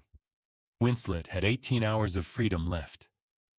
41 hours of believing she'd won. She didn't know about the UV watermark embedded in the blueprint fiber. She didn't know the Landmarks Commission used UV scanners on every Heritage House submission to detect forgeries. She didn't know that when they scanned her stolen document Monday morning, the words "Property of Eleanor Constance Foundation" would flash like a beacon. And she didn't know her fingerprints from the cloud video were already in the AFIS database, ready to match perfectly when the commission called the police about the forged submission. I texted back, understood. Saturday evening, I sat in the church room looking out at Boston's lights coming on across the city. The debt purchase receipt sat on the desk to my left. Zelma's text glowed on my phone to my right. Tomorrow morning, Lamar would discover he owed his father's foundation over $6 million. Tomorrow afternoon, the warrant would be signed. Saturday at 3 o'clock, it would all end. Constance had built a machine. She'd assembled every gear, calibrated every mechanism, positioned every piece over 3 years of planning while dying. The foundation, the hidden room, the forensic accountant, the motion sensors, the trap blueprint with its invisible watermark, the debt acquisition clause. All of it designed to work together, like the load-bearing structures I used to engineer each element, supporting the others, the whole system capable of withstanding forces that would crush any single component. And I'd just started the engine. Sunday would bring something I'd been avoiding since the funeral. I needed to see Stellan. Not in a coffee shop, not in secret. I needed to sit with my son and explain what was about to happen to his brother and his wife. He deserved to hear it from me before the arrests. But tonight, I sat alone with Constance's machine humming to life around me, and I felt something close to peace. Before I tell you about Friday, I need to go back one day to Thursday afternoon, when the machine Constance built started gathering its final pieces. Winslet had invited me to the mansion, my own house, to sit in the living room while she hosted potential investors. My own house, where I was no longer allowed to live, to sit in the living room while she hosted potential investors. I wore my oldest sweater, the gray one with the stretched collar, let my hair go uncombed, shuffled when I walked, and clipped the button camera Verna had given me to my cardigan, where it looked like nothing more than a piece of decorative trim. Winslet introduced me to her investors Thursday afternoon as my father-in-law. He has some memory difficulties these days. And I nodded slowly, eyes slightly unfocused, hands trembling just enough to be convincing, while the button camera in my cardigan quietly documented every face in the room. 3 people sat in my living room drinking coffee from cups Constance had picked out 15 years ago. They looked professional, serious, exactly the kind of people who'd invest substantial money in what they believed was a legitimate architectural firm expansion. Marcus Devereaux arrived first. Early 60s, recently retired from pharmaceutical sales, according to his small talk. He wore a tailored navy suit and carried a leather portfolio, asked intelligent questions about projected returns and timeline to profitability. When Winslet introduced me, he said, "I'm sorry to hear that, sir," with genuine sympathy in his voice. Not an accomplice, a victim. Priya Caldwell came next. Late 50s financial planner from South Boston with sharp eyes behind wire-rim glasses. She asked detailed questions about the fund structure, regulatory compliance, risk mitigation, professional due diligence on what she believed was a conservative investment in an established architecture firm. Another victim, Eugene Frost, was youngest, mid-40s tech entrepreneur who'd recently sold his startup for enough money that he was looking for stable, boring investments. He took notes on a tablet, quietly documenting everything Winslet promised about the Callaway Development Partners Fund. 3 faces. 3 people who'd trusted the Callaway name. 3 victims Winslet and Lamar were preparing to rob. I sat in the corner chair, let my head droop, occasionally made soft, confused noises when Winslet explained complex financial concepts. And the button camera captured every face, every document they showed, every promise Winslet made about guaranteed returns. Lamar joined halfway through, playing the role of successful architect, with access to exclusive waterfront development deals. He barely looked at me. To him, I was already gone, erased, institutionalized, irrelevant. I uploaded the 3 button camera photos to the encrypted drive that night, and thought, Constance, you knew I'd need their faces before I knew they existed. You knew I'd need to warn them to save them from becoming just another line in Zelma's forensic report. Before I tell you what happened when Tuesday morning arrived, are you still with me? Comment. If you think those 3 investors knew they were funding fraud, or B, if you think they were innocent victims, add one short reason. Please note the next part includes some fictionalized details for narrative impact. The lesson is what matters. Monday passed in a blur of waiting. The blueprint had been submitted to the Landmarks Commission. The debt transfer was processing. Somewhere in 2 courthouses, prosecutors were finalizing warrant applications. Tuesday morning at 10:15, my phone rang. "Stellan, she just left my office," he said without preamble. His voice was tight, controlled. Arrived unannounced 20 minutes ago. Placed a folder on my desk with what she claimed was evidence I'd been skimming client funds for 2 years. I sat up straighter in the church room chair. The fake financial records, photoshopped bank statements, forged transaction logs, all professionally done. She said if I didn't sign the share relinquishment form immediately, she'd file an SEC complaint this afternoon.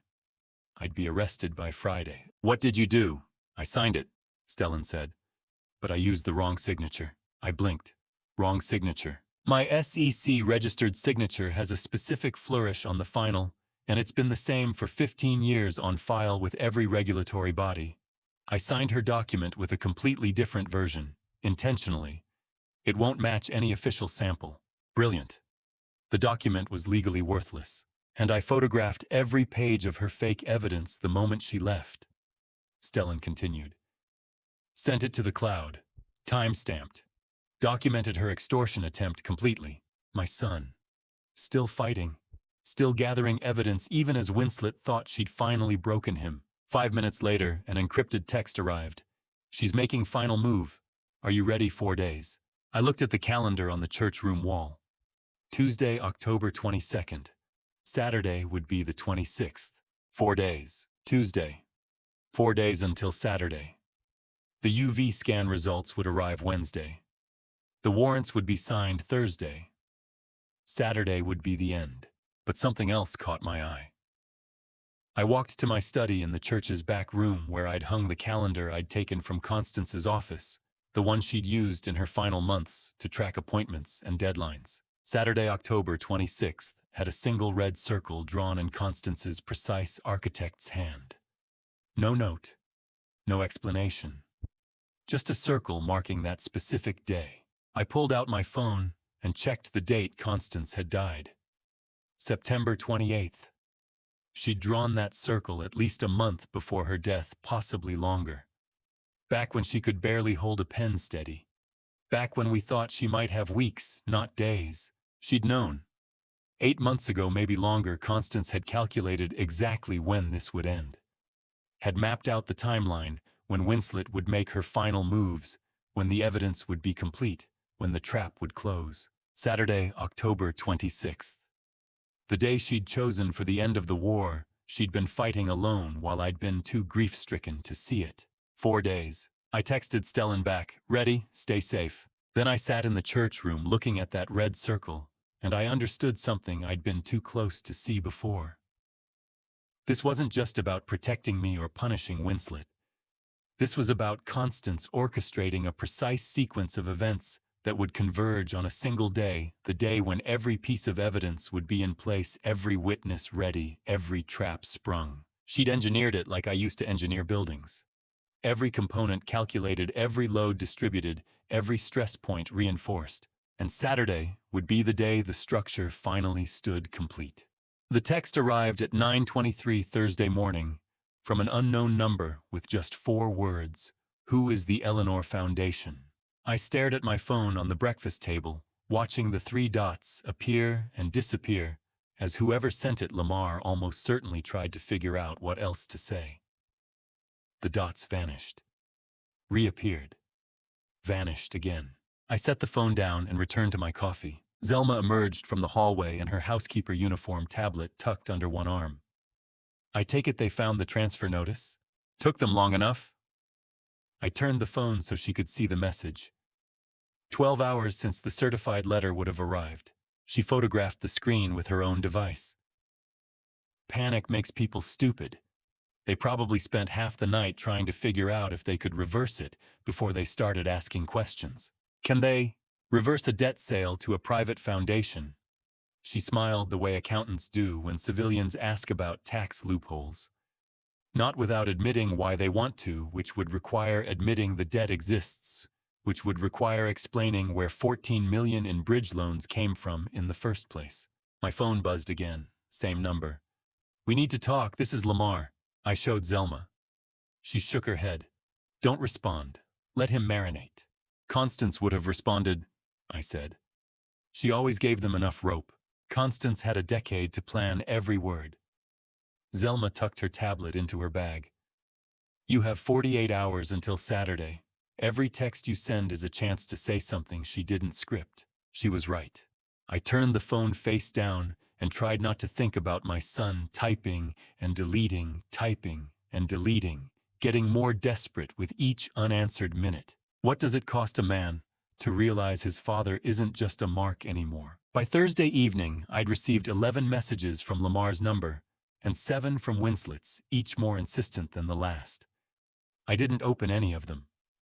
Ramona had instructed me to forward everything to her office. Evidence of consciousness of guilt, she called it, though I think she just wanted to read their panic in real time. Father Lester arrived at 8:30 with a bottle of wine I recognized from Constance's cellar. He'd found the key she'd left him, apparently along with instructions about which vintage to bring when. We sat in the study with the wooden model between us, its miniature foundation glowing amber in the lamplight. "I have a question," he said after his second glass, "and I don't want you to answer it tonight. I want you to sit with it until Saturday." I waited. "Is this justice or revenge?" I opened my mouth. He raised a hand. "I know what Constance would say. I know what the prosecutor would say. I know what those investors would say." He gestured at the model. "But I'm asking what you say. Because on Saturday morning, you're going to watch your son get arrested. You're going to see your daughter-in-law in handcuffs. And 30 years from now, when they're out of prison, and you're—" He stopped, poured more wine. "When they're out, and I'm gone," I finished, "you want to know if I'll die certain I did the right thing. I want you to be certain before you do it." He stood, leaving the bottle. "Constance built you a machine, Leland. Beautiful, precise, devastating. But you're the one who has to pull the lever. Make sure you know why." After he left, I sat with the model until past midnight, trying to separate what Constance wanted from what I wanted, trying to find the seam where her revenge ended and my grief began. I couldn't find it. Maybe there wasn't one. Friday afternoon, my phone rang with a number I didn't recognize. I answered without thinking. "Leland." Winslet's voice had the artificial warmth of someone who'd rehearsed this conversation. "I'm calling about tomorrow's ceremony." I said nothing. I know things have been tense since Constance passed. But tomorrow is about her legacy, about the foundation she built. And it would mean a great deal to Lamar and me if you were there. Every word was wrong. The foundation she built. As if Constance had created the Carson Mercer Preservation Trust instead of exposing it as a shell company for fraud. "In what capacity?" I asked.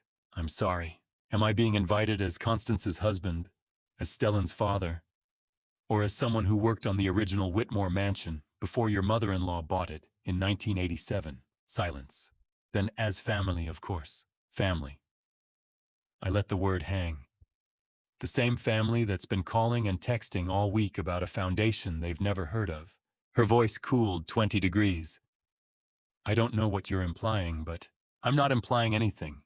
I'm asking if I'm invited." Another pause. I could almost hear her recalculating. "Yes, you're invited. 2 o'clock tomorrow. Whitmore Mansion. There will be press, so please dress appropriately." "I'll bring the original blueprints," I said, "for historical context." Yes, that would be appropriate." She hung up before I could say anything else. I forwarded the call recording to Ramona, then pulled Constance's 1987 architectural drawings from the cabinet where she'd left them, each sheet marked with her handwritten notes about what was original and what the Whitmores had added to hide their bootlegging operation during Prohibition. She'd marked something else too in the margin of the foundation plan in ink, fresh enough that it couldn't have been more than a year old. "Saturday, 2 p.m. Bring these. Watch where Winslet stands during her speech. Third marble tile from the east wall. That's where we hid the camera in 1987. It's still there." I spread the blueprints across my desk and traced the lines Constance had drawn 40 years ago, when the Whitmore Mansion was just another renovation project, and Winslet was a child, and none of us knew how this would end. But Constance had known. She'd known for decades. And tomorrow, the camera she'd installed in 1987 would watch her daughter-in-law accept an award for a foundation that was already owned by the woman she'd tried to rob. Thursday afternoon, I needed air. The church room felt too small, the calendar with Constance's red circle too present. I walked to Boston Common and sat on a bench watching October leaves drift down from the maples, thinking about how Constance had engineered a convergence point I was only now beginning to understand. My phone rang at 4:30 p.m. Ramona Vale. The warrant signed. Suffolk Superior approved it an hour ago.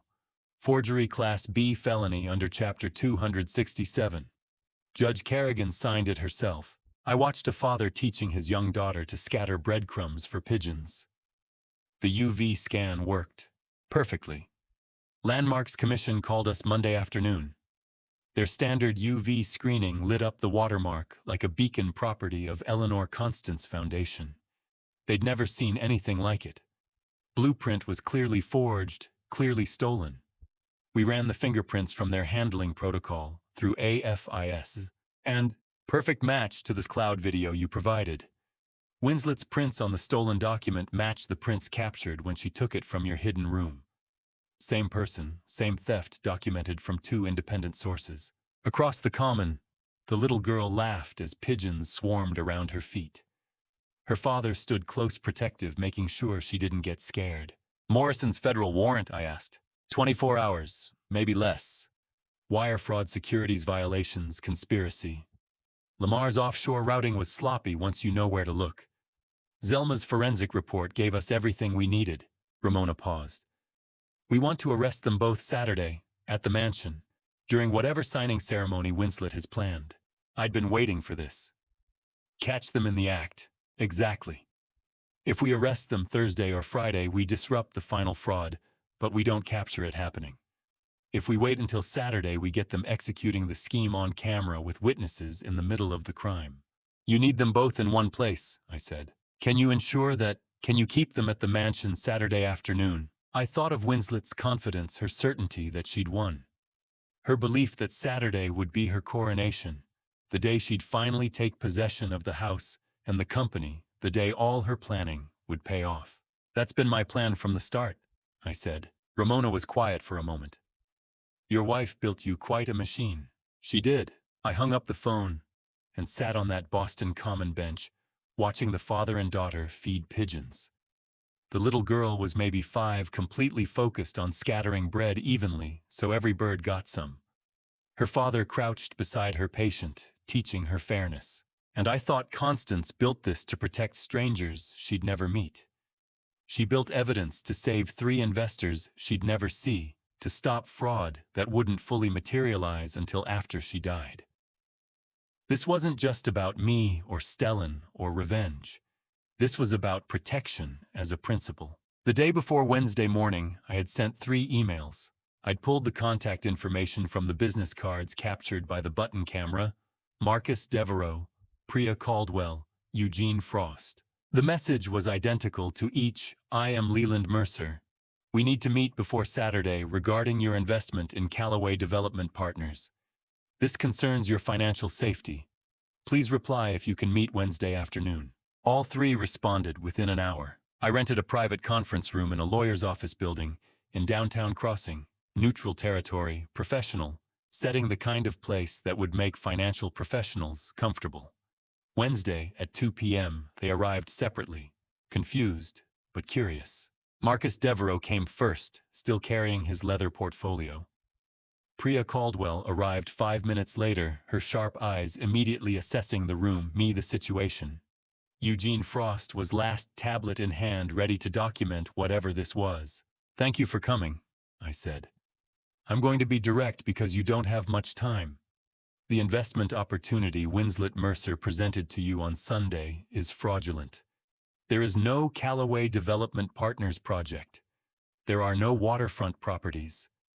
The money you were planning to invest would disappear into offshore accounts controlled by my son Lamar and his partner Winslet. Priya spoke first. That's a serious accusation. It is, and I have serious evidence. I spent 45 minutes walking them through what Zelma had documented. The shell companies, the offshore routing, the forged architectural permits, the fake SSEC filings, the pattern of investor fraud that had already taken over $14 million from 7 other victims. I showed them Zelma's forensic report. Showed them the fake Landmarks Commission approval that Winslet had submitted. Showed them how the money trail disappeared into Cayman Island accounts that had no oversight and no recovery mechanism. Marcus Devereaux's face went through shock, then anger, then something that looked like relief. We haven't transferred the funds yet. The final wire was scheduled for Friday. You're saying your own son and daughter-in-law defrauded us? Priya asked. Why would you warn us? Because my wife spent 3 years building evidence to stop this, I said. You're victims, not accomplices. She didn't want you to become another line in a fraud report. Eugene Frost looked up from his notes. What do you need from us? Don't transfer the money. Don't alert Winslet or Lamar that you know. And be willing to testify if the district attorney needs witnesses. Priya pulled out her phone. We can freeze the transactions immediately. My bank has a fraud hold protocol. And I'm documenting everything, Eugene said, fingers moving on his tablet. Transaction details, promises made, projected returns. All of it. Marcus Devereaux shook my hand before leaving. Your wife must have been remarkable, he said. And I realized standing there that this wasn't just revenge. It wasn't just protecting my house or my reputation. Constance had built something bigger, a system that would catch the fraud in progress and save the people who hadn't been caught yet. Eugene Frost was the last to leave Wednesday evening. He paused at the office door. My father lost everything to a scheme like this in 2008, he said quietly. Real estate fund that promised guaranteed returns. He was retired, living on savings. When it collapsed, he lost his house. Thank you for stopping it before it happened to us. I sat alone in that rented office after they'd gone, looking at my phone, where Ramona's contact was saved. Constance hadn't just planned revenge. She'd planned rescue. She'd seen the victims who didn't exist yet, and built protection for them anyway. Saturday was 2 days away. The warrants were ready. The investors were safe. The trap was set. All that remained was watching it close. I woke at 5 Saturday morning before the first church bell, and knew this was the last time I'd put on the navy suit as someone's victim. The closet in my room at St. Augustine still held everything from the house. Constance had packed it herself 2 years ago, when she'd convinced me to spend a week here during what she'd called a renovation project. I understood now she'd been staging my exile, giving me a place to land when Winslet forced me out. The navy suit hung in its garment bag exactly where I'd left it, after the last Mercer and Associates presentation in 2018. I unzipped the bag and ran my hand over the fabric. No dust. Constance must have had it cleaned before she died. I dressed slowly, each piece a ritual. White shirt, navy trousers, the jacket that still fit because I'd lost weight since Constance's funeral, though not the way she'd probably planned. Then I opened the small wooden box on the dresser and lifted out the teal tie she'd given me in 1996. A knock at 6. Father Lester entered carrying 2 cups of coffee and stopped in the doorway. You look like Leland Mercer at 45, he said quietly. I haven't seen that man in years. I took the coffee. Today I need to be him, not for revenge, for protection. He set his cup down and helped me with the tie, his hands steadier than mine. When he finished, he stepped back and studied me the way Constance used to before important meetings, checking for anything out of place. I thought about your question, I said. Thursday night, justice or revenge? And Constance built the machine. But I'm choosing what it protects. I gestured at the blueprints spread across the bed, the originals from 1983, the Whitmore Mansion plans from 1987, every document she'd marked for today. Stellan, the investors, the next family these two would have destroyed. Father Lester placed his hand on my shoulder. Constance would be proud. Not because you win, but because you win the right way. Those words settled something in me I hadn't known was still shaking. This wasn't about making Winslet and Lamar suffer. It was about making sure they couldn't hurt anyone else the way they'd planned to hurt Stellan. We ate breakfast in silence, toast and eggs. Father Lester had made himself, insisting the church kitchen staff had the day off. He watched me eat with the expression of a man sending someone into battle, which I suppose he was. At 7:30, I gathered the documents into my leather briefcase, the same one I'd carried to the Whitmore Mansion presentation in 1987. Constance had left a note inside dated 3 weeks before she died. You'll know when to open this in front of them.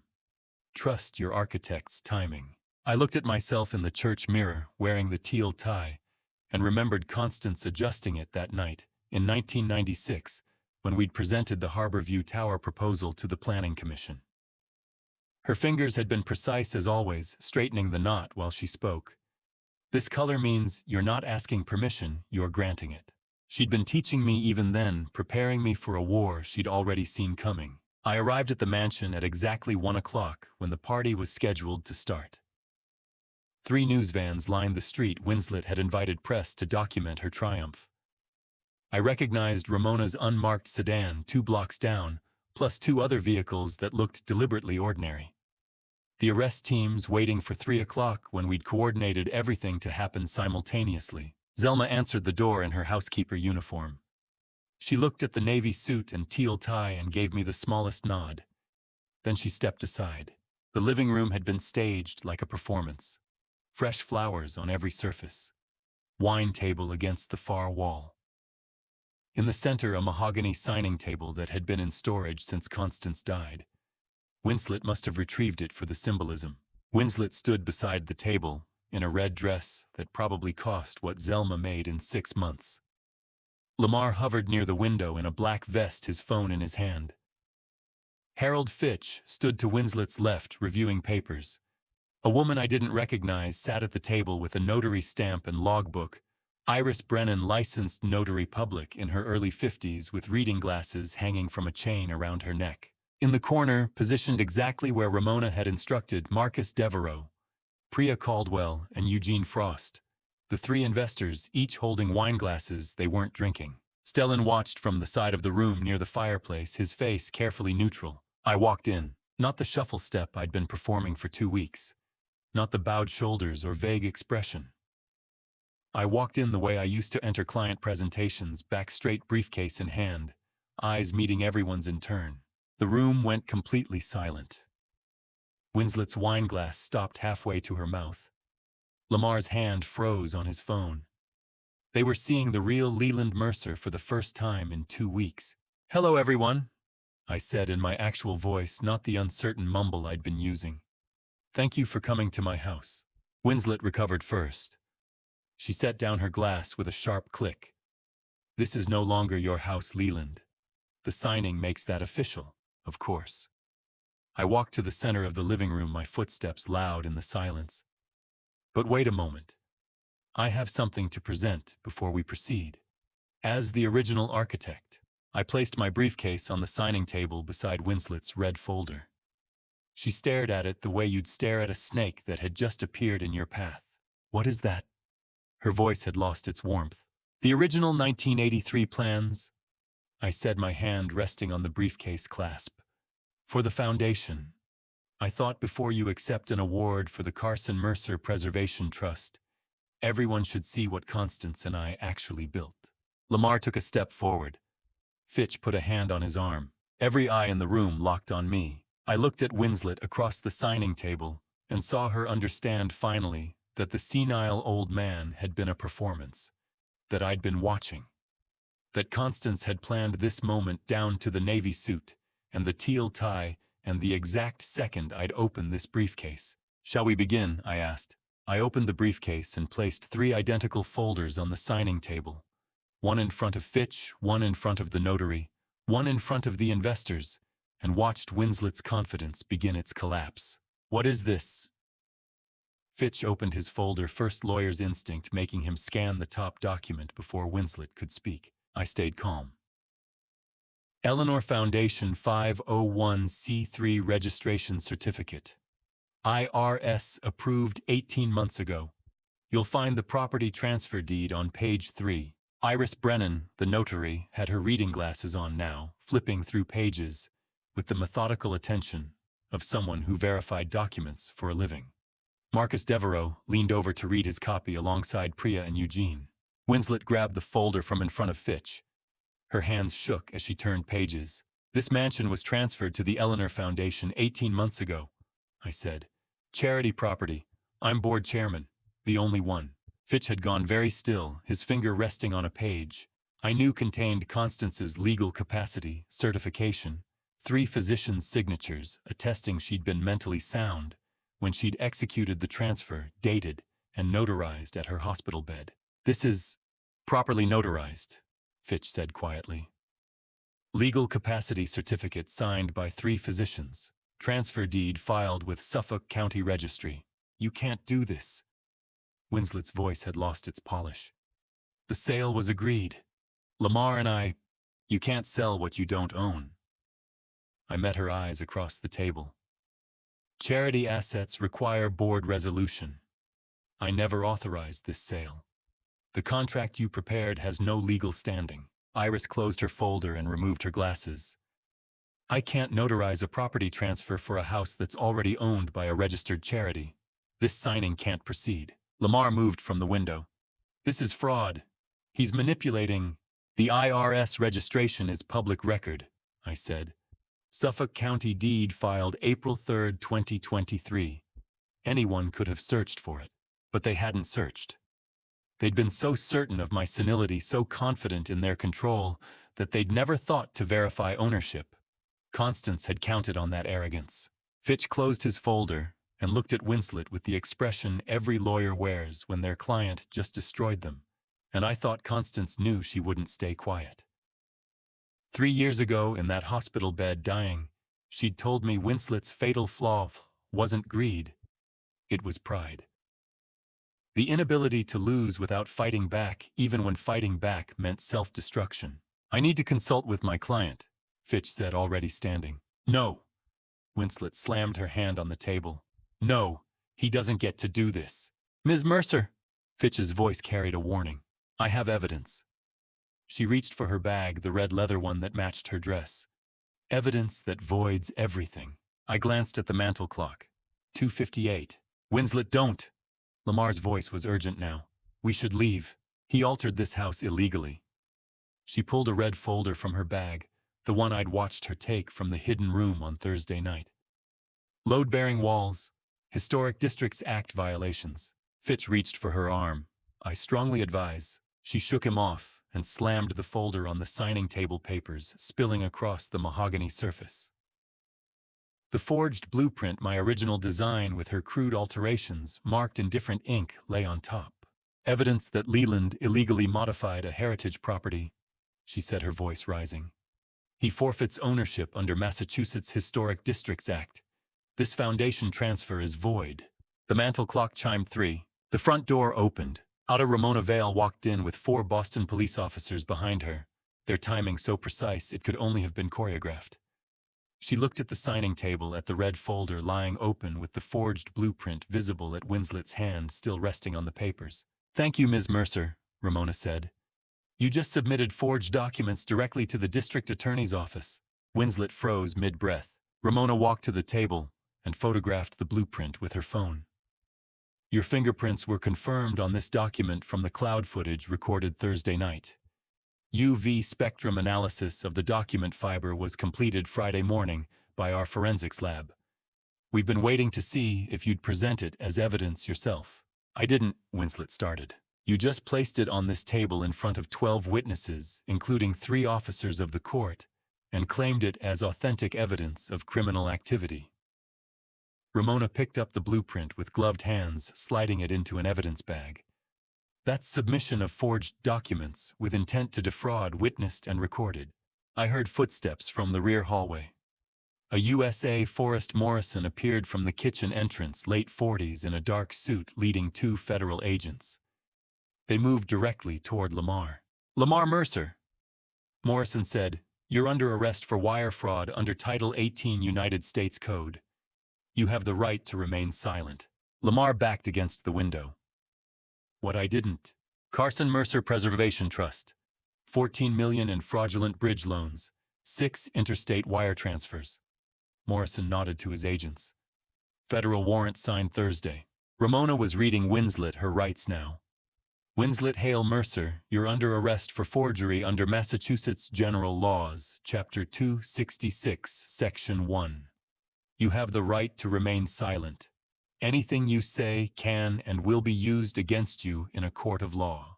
The handcuffs clicked on Winslet's wrists at 3:04, and I heard Constance's voice from that hospital bed 3 years ago, weak but certain. She'll incriminate herself, Leland. You won't have to prove anything. Just give her the stage and wait. She can't help it. Fitch had stepped back from the table, his hands raised slightly in the universal lawyer gesture of, I'm not involved in this. Iris was packing her notary supplies with shaking hands. The three investors stood perfectly still watching. Stellan hadn't moved from his position by the fireplace. His face showed nothing, but his hands were clenched. 4 Boston police officers led Winslet out the front door in handcuffs, while Morrison's federal agents walked Lamar out the back entrance. Separate charges, separate jurisdictions, separate trials that would probably run for years. I stood in the center of my mansion, Constance's mansion, the Foundation's mansion, watching 40 years of betrayal collapse in 4 minutes. The living room still held 12 witnesses: Fitch, Iris, Marcus, Priya, Eugene, Stellan, Zelma. 3 police officers and 2 reporters who'd somehow slipped in with the arrest teams. I picked up one of the Eleanor Foundation folders and looked at the people still standing in my house. I know you have questions, I said. Please sit down. There's more you need to understand about what Constance built and why. Because the arrests were just the beginning. The real work, the protection, the restitution, the prevention. That's what came next. That's what Constance had actually planned for. I heard Lamar's voice from behind the mansion, before they handcuffed him, asking AUSA Morrison if they could meet separately, because he wanted to cooperate against the real mastermind. The witnesses were settling into chairs. When the words carried through the open rear hallway, Lamar's voice had always projected when he was nervous. I want to make a deal, he said. She's the mastermind. Winslet. She lured me in as an investor. I didn't know about the forgery until... You lying coward! Winslet's scream came from the front entrance. She twisted against the handcuffs. He told me to do all this. He planned the offshore accounts. One of the officers placed a hand on her shoulder. Ma'am, stop talking. He promised we'd split everything.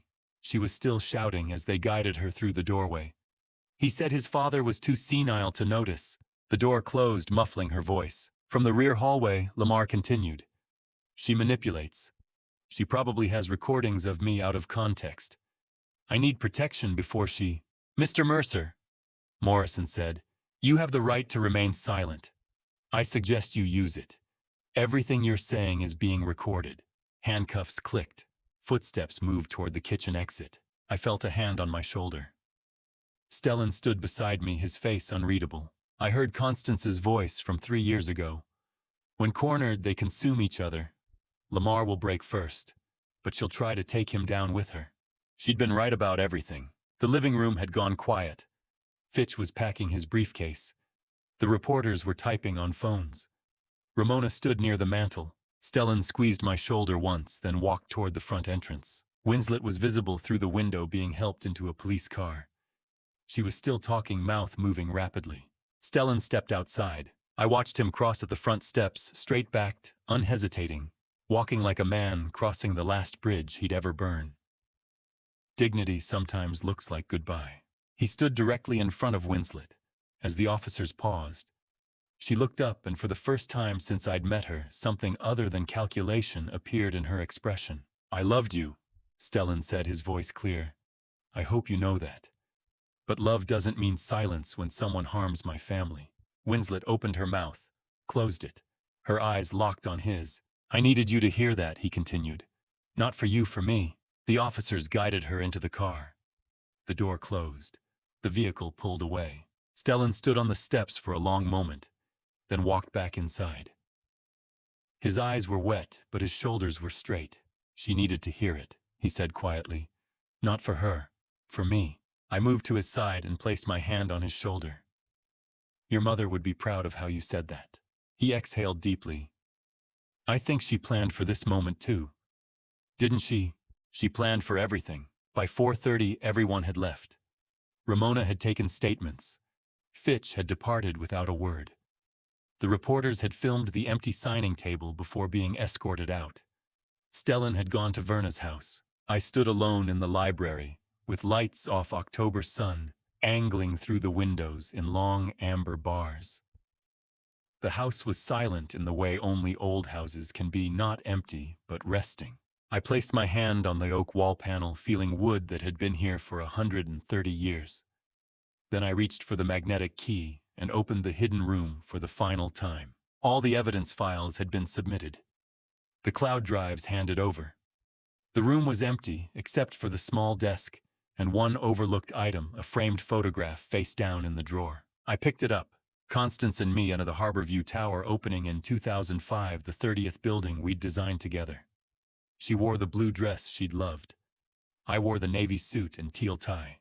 I turned the frame over. On the back, in Constance's handwriting, "Every project needs someone who believes in it. You are the reason I believe. C." The hidden room was empty of files, but full of something else, the kind of silence that holds 40 years of "I see you, I protect you, I believe in you, I believe." "You built this room not just for the files," I said aloud. "You built it for me to have somewhere to grieve." I sat down at the desk, still holding the photograph, and for the first time since the funeral 12 days ago, I cried. Not from loss, though the loss was real and vast. Not from relief, though the arrests had brought completion. I cried from gratitude. Gratitude for being loved this completely. For being seen this clearly. For being protected by someone who'd known exactly what I'd need 3 years before I'd need it. Who'd built me a sanctuary, disguised as a war room. Who'd left me messages in magnetic keys, and architectural plans, and photographs hidden in desk drawers. "I'm crying, Constance," I whispered. "Not because you're gone. Because you loved me this way." The October light shifted. The room darkened. I sat there holding the photograph as afternoon faded, and I understood for the first time that the hidden room wasn't built for war, it was built for after. For this exact moment when I'd need to cry somewhere, she'd prepared for me. She'd known I'd need sanctuary, not just strategy. She'd known I'd need a place to fall apart safely. She'd known I'd need to remember in private that I was loved. The room held me the way she would have if she could. And maybe that was the final gift, teaching me that love doesn't end when breath does. It just changes architecture. The first Tuesday in November, I walked into Suffolk Superior Court as a witness instead of a defendant, and the difference felt like breathing after 40 years underwater. The courtroom was smaller than I'd expected. Wood paneling, high ceilings, rows of benches, mostly empty except for reporters and the 3 investors who'd flown in from Philadelphia and Charlotte. Winslet sat at the defense table in an orange jumpsuit, her hands folded, her face carefully blank. Judge Mathilda Granger presided, late 60s, with silver hair and a reputation for precise legal language. She'd spent 30 years on the Suffolk Superior Bench. When she spoke, the courtroom went silent. Ramona stood. "Your Honor, the Commonwealth calls Leland Mercer." I walked to the witness stand and placed my hand on the Bible. The oath felt heavier than I'd expected. "Tell the truth, the whole truth, nothing but the truth." Nothing. I told it. Every detail. The funeral letter. The hidden room. The wooden model with its foundation marked in red. The cloud storage cameras catching Winslet in the basement with forged blueprints. The Eleanor Foundation debt transfer. The arrests. Winslet's lawyer didn't cross-examine. There was nothing to challenge. Every word was documented, recorded, notarized. 3 days later, Winslet pleaded guilty. No trial, no jury. Just the judge reading the charges and the sentence. Forgery under Massachusetts General Laws, Chapter 267, Section 1. Real estate fraud. Identity theft under Chapter 266, Section 37E. Judge Granger looked up from the papers. 8 years Massachusetts State Prison. The court notes that the deceased Constance Mercer acted to protect the vulnerable, not for personal revenge. This scheme would have defrauded multiple victims had she not intervened. I looked across the courtroom at Father Lester, who'd testified the day before as character witness for Constance. He'd told the judge about her 3 years of methodical evidence building, her medical precision, her determination to protect strangers she'd never meet. When Judge Granger read the words, "acted to protect the vulnerable, not for personal revenge," Father Lester nodded, once the same nod he'd given me the day he handed me Constance's letter at the funeral. It was in the official court record now. Permanent. Legal validation that what Constance had built wasn't vengeance, it was protection.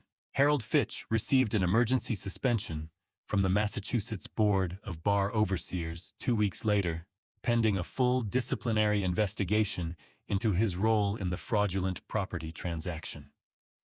The board cited professional misconduct and willful blindness, failing to verify foundational documents, before proceeding with what any competent attorney should have recognized as an illegal sale.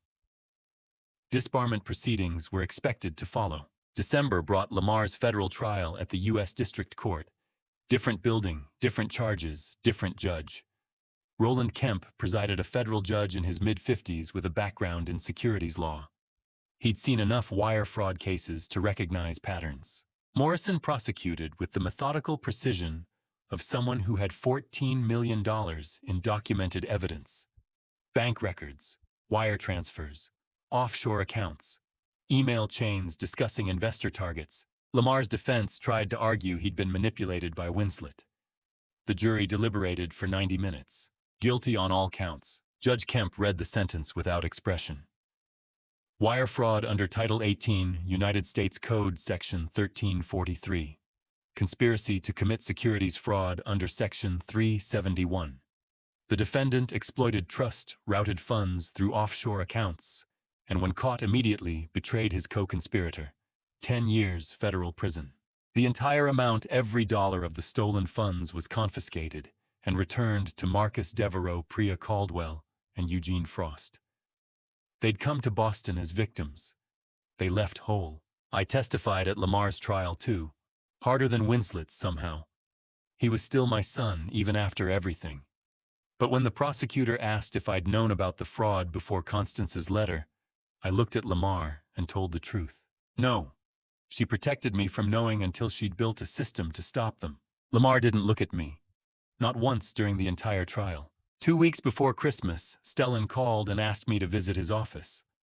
Not the basement studio at Beacon Hill, a real office. I took the Red Line to Fort Point Channel and walked into a building with Stellan's name in the directory, Callaway Design Studio, 12th floor. The elevator opened to glass walls, exposed brick drafting tables with the organized chaos of active projects.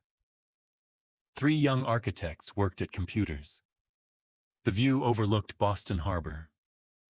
December gray water stretching toward the horizon. Stellan met me at the door wearing the navy blazer Constance had bought him for presentations. His shoulders were straight, his handshake firm.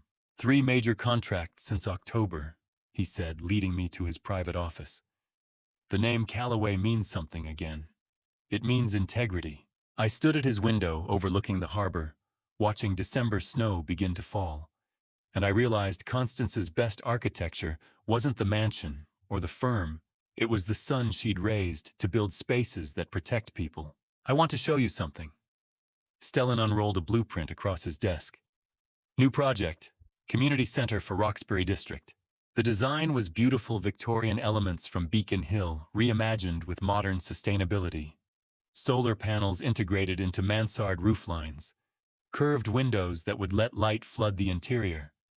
Ground floor with commercial kitchens, 2nd floor, with meeting rooms, 3rd floor, with affordable office spaces for neighborhood nonprofits.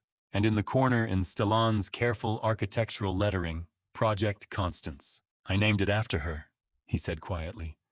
Community Center. I wanted her name on something that protects people. Something that lasts. I traced the curved southeast window with my finger, the signature element Constance had used in every building where she wanted people to feel welcome. Your mother would have loved that window, I said. She always told me curves mean welcome, straight lines mean authority. This building is saying, come in, you're safe here. Stellan rolled the blueprint carefully, then handed it to me. Keep it. I want you to have the first draft. I held the rolled paper, feeling its weight, thinking about how the best way to remember someone isn't in what they left behind. It's in the spaces their love creates for people they'll never meet. Constance would live in that Roxbury Community Center's curved windows forever. In the kitchen where people would cook together. In the meeting rooms where neighborhood organizations would plan their futures. in the nonprofit offices where people would build protection for the vulnerable. She'd wanted to protect strangers. Now her name would shelter them for generations. I called Verna the second week of December and said, "I want to ask a favor regarding the room." And she answered, "I'll be there at 2," without asking which room I meant. She arrived exactly on time, carrying her leather portfolio the way she always did when visiting the mansion. We'd worked together for 40 years, long enough that some conversations didn't need preambles. I led her to the library and placed my hand on the oak panel. The magnetic key was in my pocket now, instead of hidden in the desk drawer. I'd claimed the room fully. The panel swung open. Verna stepped inside and looked around at the empty corkboard still mounted on the wall. The small desk, the single chair, the shelves that had held evidence files now bare. "You're wondering what to do with it," she said. "Constance built it for a purpose. That purpose is finished." I touched the edge of the desk. "But I don't want to seal it back up and pretend it never existed." Verna walked to the window, the small one that looked east toward the garden. December light came through at an angle, warming the old wood. "Constance designed this room originally as a private reading sanctuary," she said quietly. 1994, when you renovated after buying the house. She showed me the plans. Oak paneling, good natural light, acoustic isolation from the rest of the house. A place to think without interruption. I stared at her. She planned it as a reading room. The war archive was temporary. This, Verna gestured at the empty space. This was always meant to be refuge. Perhaps it's time to return it to that purpose. Sanctuary, not strategy. I looked at the corkboard mounted on the wall where Constance had pinned her 3-year investigation. At the desk where she'd left me the photograph. At the small window designed to let in morning light. "The corkboard comes down," I said. "The desk stays, and this photo goes on the wall where I can see it when I read." I pulled the framed photograph from my jacket pocket. The one from the desk drawer showing Constance and me at the Harborview Tower opening in 2005. Her hand on my shoulder. The teal tie. Verna helped me remove the corkboard, carefully pulling pins and folding the cork panel for storage. We carried in bookshelves from the main library, the ones Constance had loved, cherrywood with glass doors. I filled them with architecture books, design journals, the leather-bound collections of blueprints from projects we'd completed together. The 2005 photograph went on the wall above the desk in a simple frame. I hung the photo on the wall above the small desk where Constance had left it for me to cry. And I thought this room held war for 3 years, so it could hold peace for 40 more. Verna stood in the doorway when we finished looking at the transformation. The harsh fluorescent light had been replaced with a warm reading lamp. The investigation materials replaced with books. The war room returned to sanctuary. "Constance would like this," she said. "I know," I said. "That's why I did it." She left at 4:30 as December darkness settled over Beacon Hill. I closed the hidden door and stood in the library for a long time, knowing the room was there, knowing it was ready, knowing I could go there whenever I needed to remember her in peace instead of war. Sunday morning, my phone vibrated on the kitchen counter. The screen showed an automated notification: incoming call from Massachusetts Correctional Institution. Press 1 to accept collect call. I looked at the screen for a long moment. Then I pressed 1. Static. A automated voice. "You have a collect call from Klaus."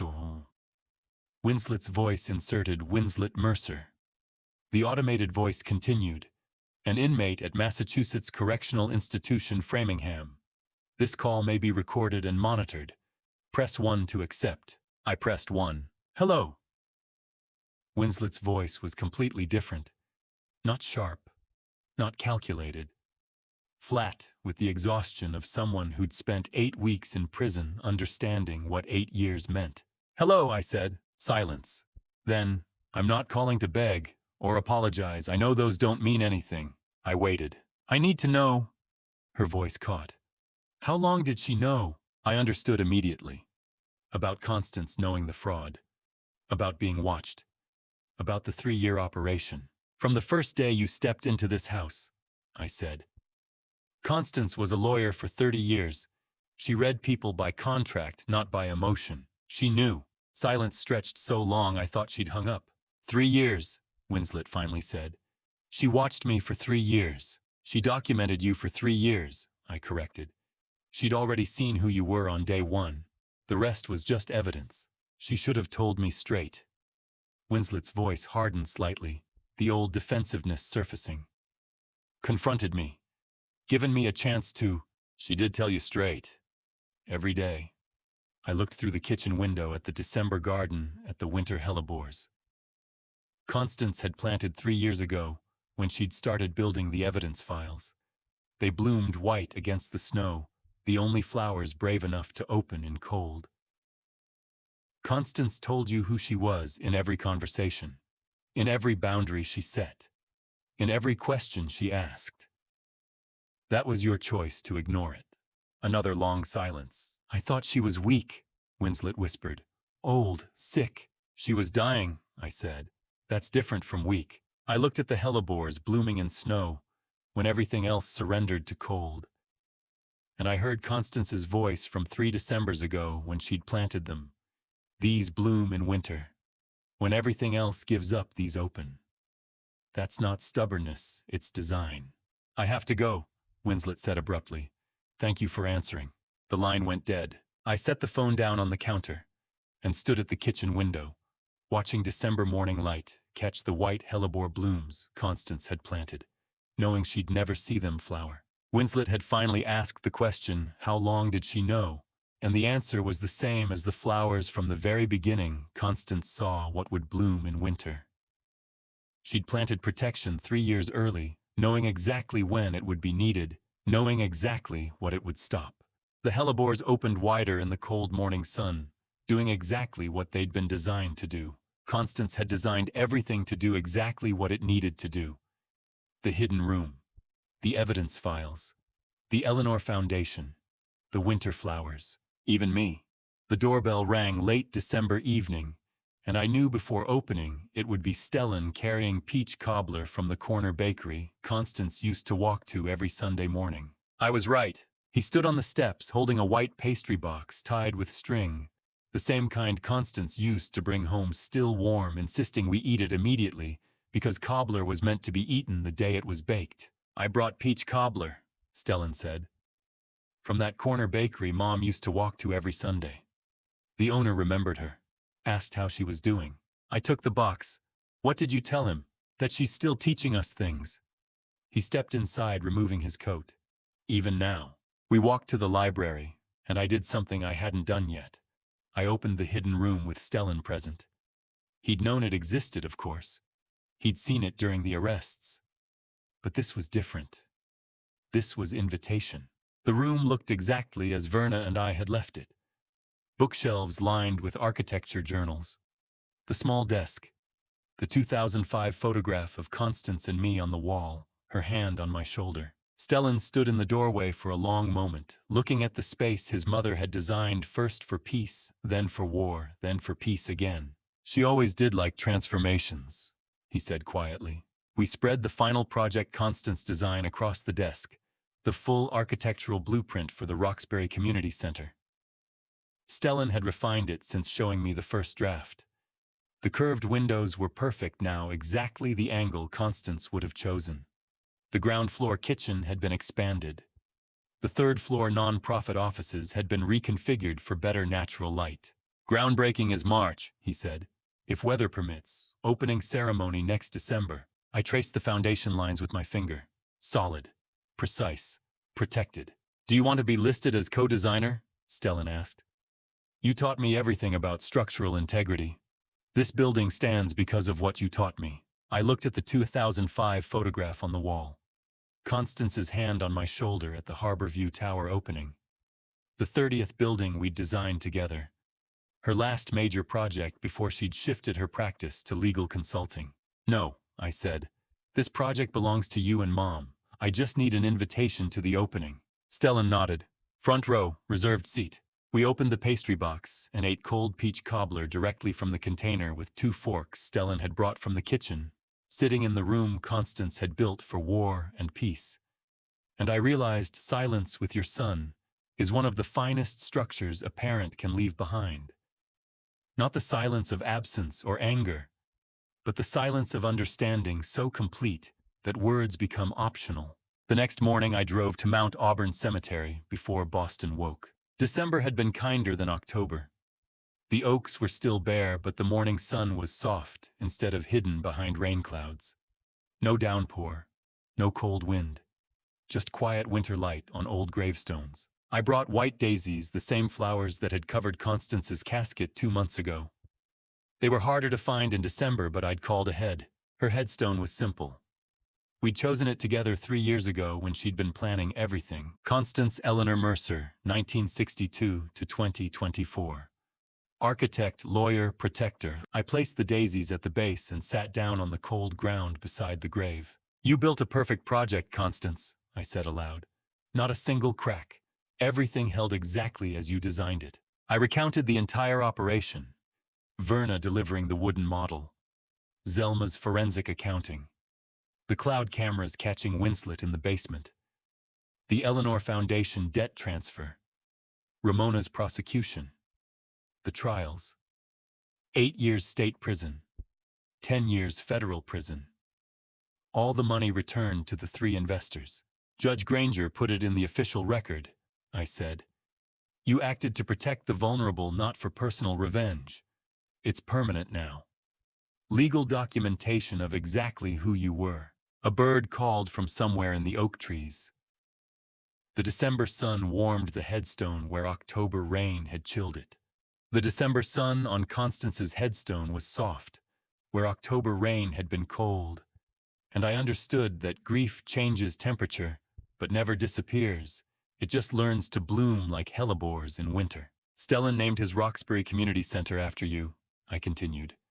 "Project Constance. Curved windows, ground floor kitchen, nonprofit offices on the 3rd floor. He's using everything you taught him about designing spaces that protect people. Opening ceremony next December." I heard footsteps on the path behind me. I didn't turn around. Father Lester sat down on the bench 20 feet away, the same bench he'd occupied the day of the funeral, when I'd stood here in the rain, reading Constance's letter for the first time. He didn't speak, didn't approach. Just sat there the way he'd been sitting there since the beginning, present, from first day to last, witnessing without interfering. "They say the best architects design structures that stand firm after they're gone," I said to Constance's grave. "Buildings that last generations, foundations that don't crack under pressure." I placed my hand on the headstone, feeling the cold granite warmed slightly by December sun. "You never drew a single blueprint for Project Constance," I said. "You never designed the Roxbury Community Center, or the Eleanor Foundation mission statement, or the reading room transformation. But everything you built, love, family, justice, protection, still stands here firmer than any building I ever designed in my entire life." The white daisies moved slightly in the winter breeze. I stood up, brushing dirt from my knees, and looked at the headstone one more time. Architect, lawyer, protector. 3 words that didn't begin to capture 40 years of marriage, 3 years of strategic planning. 2 sons raised with different lessons, 12 days of evidence culminating in 4 minutes of arrests. But they were the words she'd chosen, and Constance always chose precisely. I walked past Father Lester's bench. He stood as I approached. "She would be proud," he said quietly. "I know," I said. "That's why I can finally rest." I looked back one more time at the gravesite. December sun on white daisies. Bare oak branches overhead. Soft morning light replacing October's cold downpour. The loop closed not with revenge, but with protection standing firm. Stellan was building Project Constance in her name. 3 victim investors had their money returned. 2 betrayers served their sentences in separate prisons. The Eleanor Foundation held the mansion as sanctuary for the vulnerable. The hidden room had transformed from war archive to reading refuge. And somewhere in all of it, Constance's architecture, the kind built from love instead of concrete, from protection instead of steel, would outlast every building I'd ever designed. It would outlast us all. And to you listening to my story, remember this: if I could do it all over again, I would have paid more attention to the small warning signs. I loved my family so much that I chose to overlook what was right in front of me. Don't make my mistake, love doesn't mean turning a blind eye. Sometimes the people closest to us need boundaries, not blind trust. Constance knew that. I wish I'd learned it sooner. Here's what I learned from these family stories of revenge and protection. Real justice isn't about destroying those who hurt you. It's about preventing them from hurting others. Constance didn't build that evidence for revenge. She built it to protect the people who would have been victims next. When I share family stories like this, I hope you see the difference between revenge and protection. I believe God helped me understand that distinction when I needed it most. Choose protection over revenge. That's the legacy worth building. If this story reached you today, I'd love to hear your thoughts in the comments below. Have you faced betrayal in your own family? How did you choose to respond? If you know someone who needs to hear this message, please share it with them. And if you'd like more stories like this, consider subscribing to Dad Family Revenge. Your support means everything. Thank you for staying until the very end. I'm grateful you spent this time with me. One final note: while some details in this story have been fictionalized for storytelling and reflection, the lessons about family protection and justice are real and worth carrying forward. God bless you.